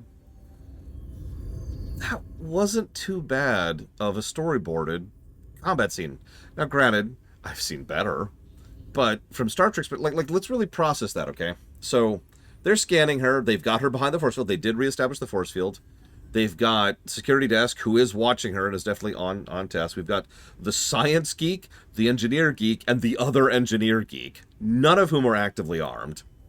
And they're all trying to process the data and figure this out. Security people come in from the door, immediately shoot the guy who is actually the security officer on plan. Okay, that tracks. They would absolutely get that initial shot in. Then they try to go for the other two, whose training kicks in, and they go for cover. And they pull out their fast phasers, and there's a bit of a back and forth. And while we lose this encounter, we didn't just completely get curb stomped, right? The only reason the Tkoniites, the Scions of the whatever, managed to get out was because they had a portable transporter pad. I'm kind of with that. Yeah, I've seen much, much worse in general, but especially in Trek. This is also why I was really being like, okay, guys, we need to call this in before this goes south, because we know it's going to go south, right? But yeah, no, I've seen much worse than this. I've played Skyward Sword.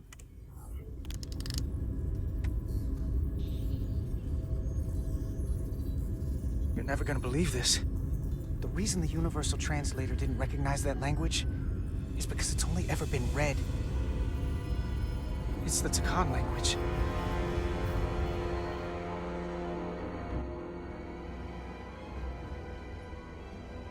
Meanwhile, in the Hotari, hands off me! at the Legion of Doom. Burn your planet to the ground! Animals! Wait, no!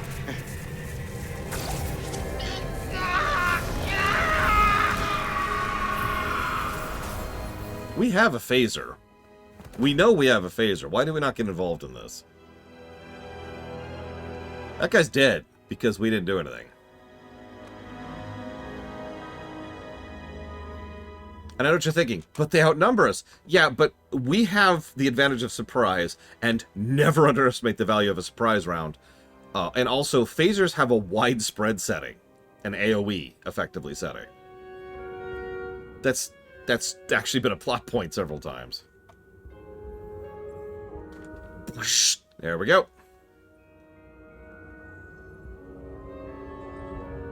Rise, brother. Rejoin the flame.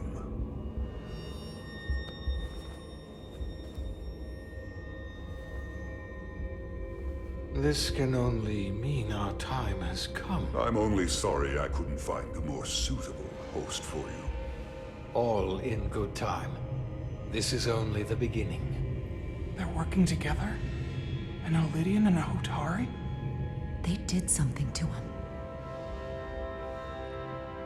That's another interesting question. This is Star Trek. So, for those of you who don't know an answer to this, no spoilers, but for those of you who don't know, do you think this is a reversible process? Now, given that this is Star Trek, the answer is probably yes. That's my gauge on it. Secure the Cartabula. Cartabula? It's the energy source.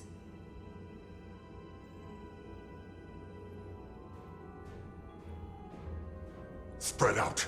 Search the vault. And there goes the element of surprise, which we have now squandered on nothing. Cut off their escape. Find them. Time to go.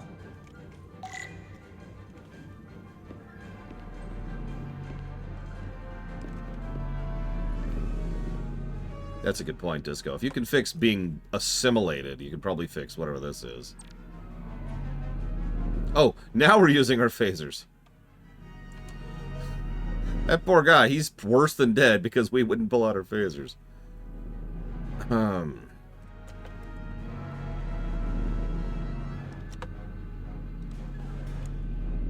Sorry, renegotiating my thoughts here for a second.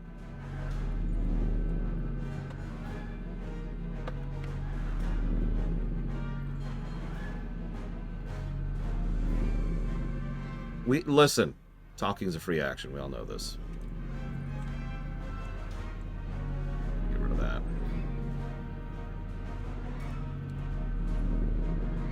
Yeah, we have the Kabali, for Christ's sakes.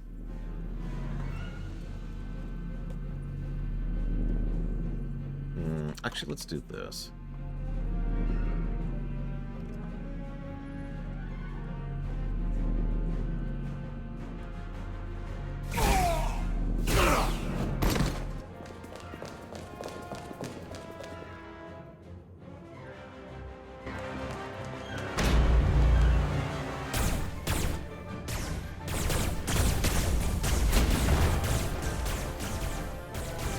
We are on a diplomatic mission to Alderaan. We're trapped. They're blocking the only exit.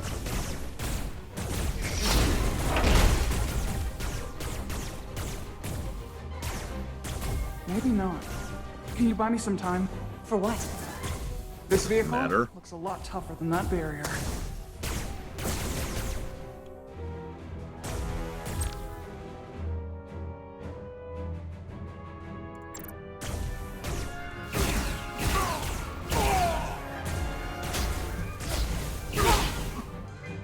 Oh, we get 3 HP.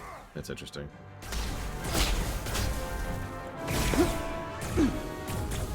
Hey, Darkrai. Good morning. Game's going better than I hoped for, I guess? I don't know. Shoot the Hotari woman!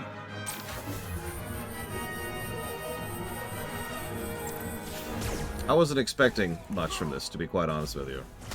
God damn it. God damn it.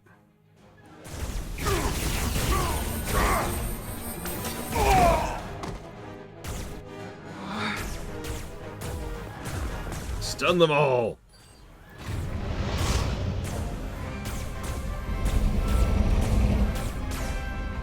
See, the thing is, Telltale has a very hit-or-miss track record, in my opinion. Having streamed pretty much all of them at this point. There's a reason I only agreed to review one of them, Borderlands, because that was the best one. The one that made the most use of its overall concept and game structure.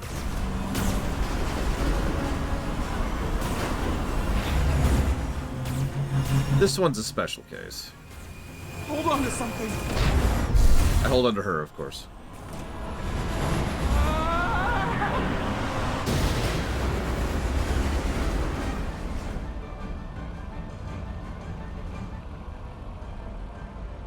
Oh no.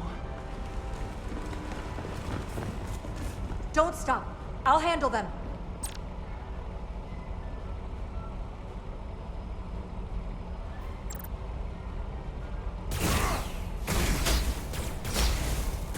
I've enjoyed all of them, Disco. That doesn't change the fact that Tales from is, you know, the best of them, in my opinion. And I think the review bore that out, honestly.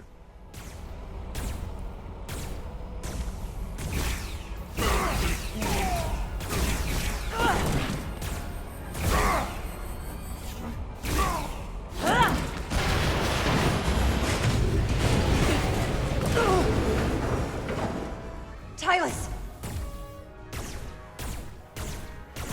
We're surrounded. I'll get it working. I just need some time.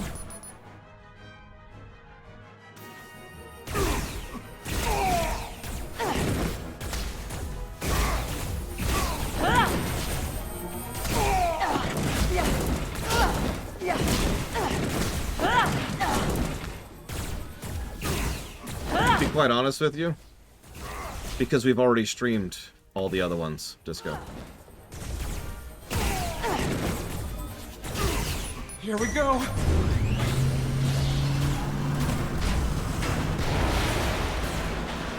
In other words, we streamed Tales from the Borderlands twice. And that was the only one I accepted for the second stream.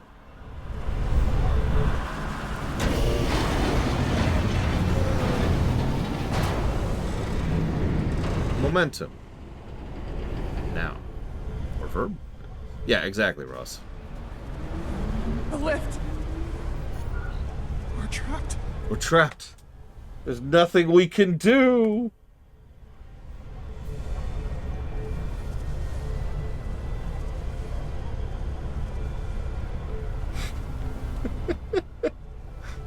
And so, our brave commander, the amazing XO, what's-her-face, I just can't remember her name, stayed behind with Tylus in order to try and comfort her in their final moments. The passion of their life. Resolute, 2 to beam up immediately. Resolute, come in. No! Oh, she did. Ah. Are you alright? I think so. It hurts. It's okay, I just took a gut wound from a disruptor rifle.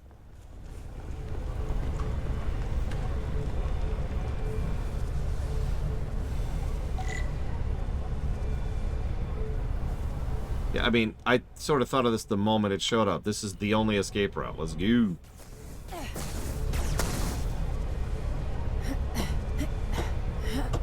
In fairness, we could probably help her if we get her to medical help quickly enough. Again, Star Trek medical tech is ridiculous.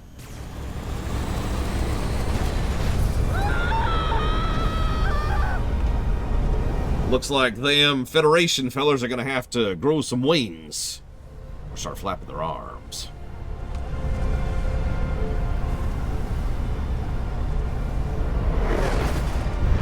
Oh! Okay. That's a little terrifying.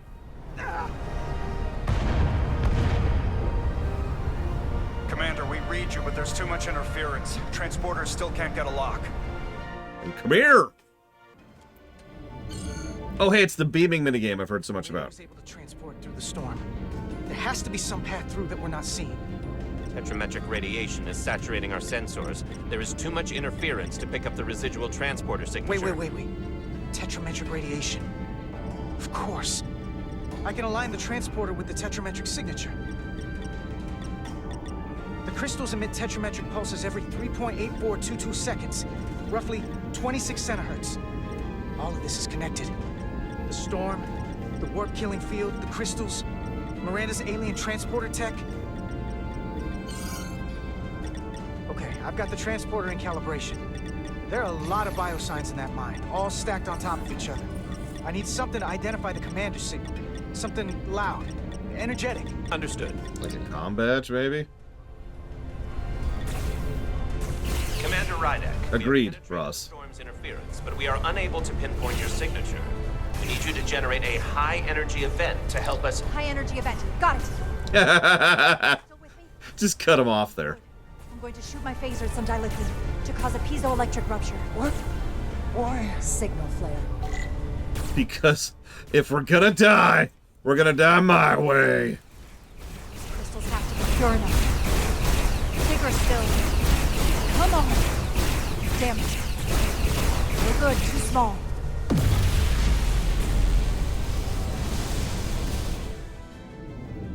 Whoa! Dilithium explosion. Is that energetic enough? More than enough. I can lock onto their biosigns now. Wouldn't that make it harder to do? Okay.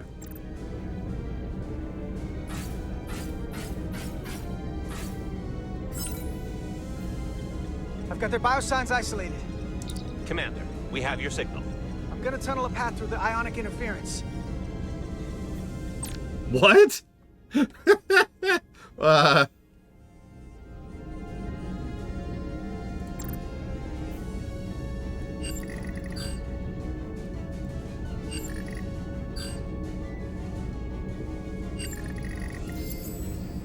I've got a path.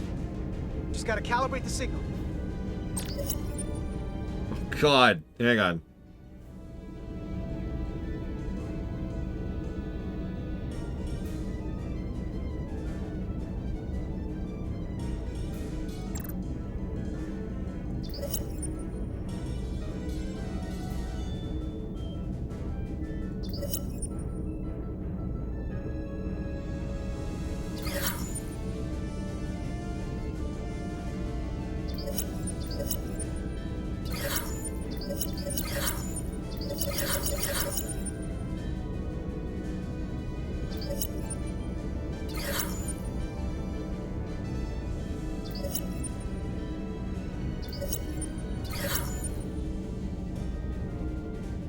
Yeah, they're very dead. Okay, so I apparently misread that?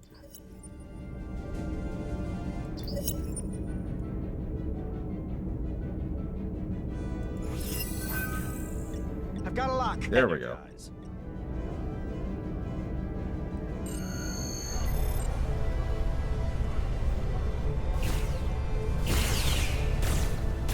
Seriously, how are we not dead? We're a slow-moving target.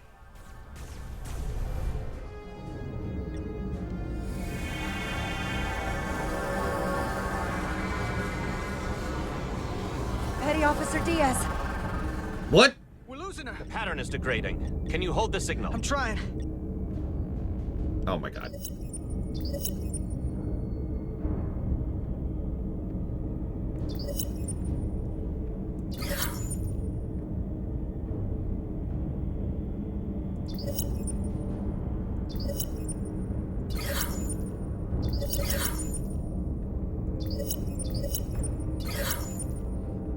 Gotta science harder, damn it.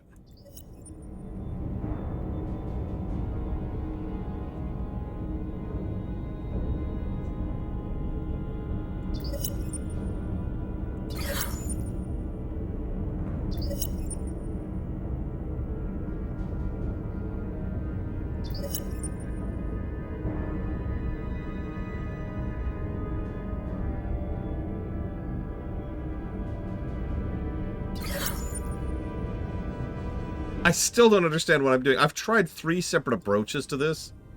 None of them have actually worked, so I don't actually know what the game wants me to do here. I got it. Come on, come on.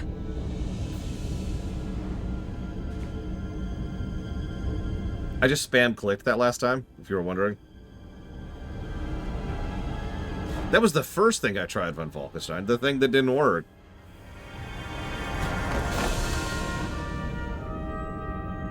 Yes! Get her to sickbay. Captain Solano and Ambassador Spock have just returned from Hotari. Take a look at that. Rydick, I need Don't you stab anybody with it.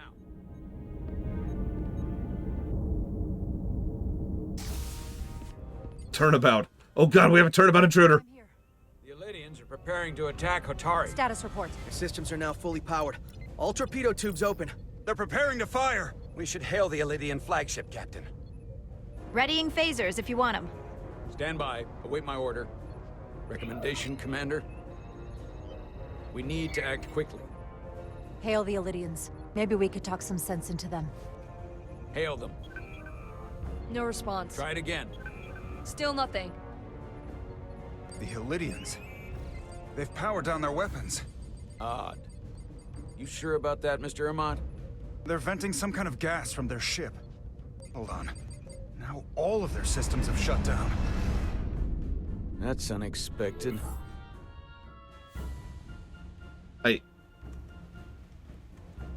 We saw one of the Elydians get infected, right? Commander Ermont, scan them again. We have to be sure. No mistaking it. They're dead in the water.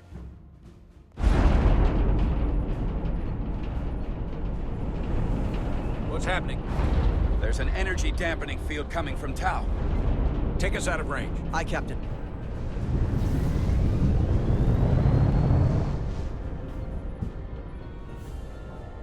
Captain, the flagship is hailing us. On screen. Zeldy to the starship Resolute. Our main power cores are completely disabled. The more power we give, the more it takes. Running off batteries. Life support systems have failed. Unable to ventilate. Contaminated atmosphere. Admiral, you are about to launch an attack on a defenseless planet. Is this really the time for that? One moment, please.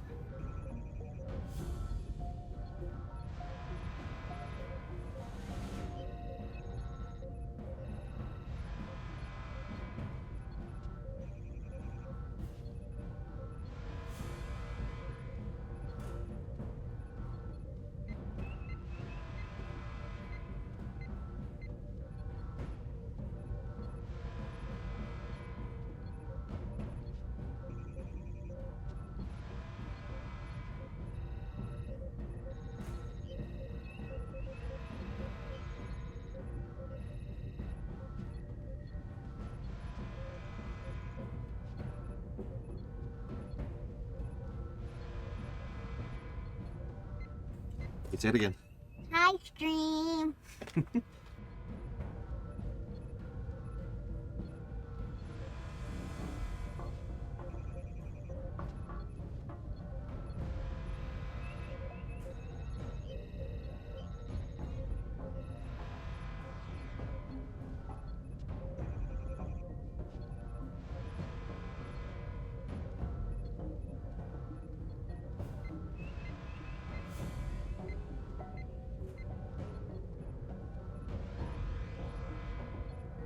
Sorry, I was being tickled to death. Yeah, it is dinner time, so let's try and find some kind of a pause point here, shall we? Oh, I can just save.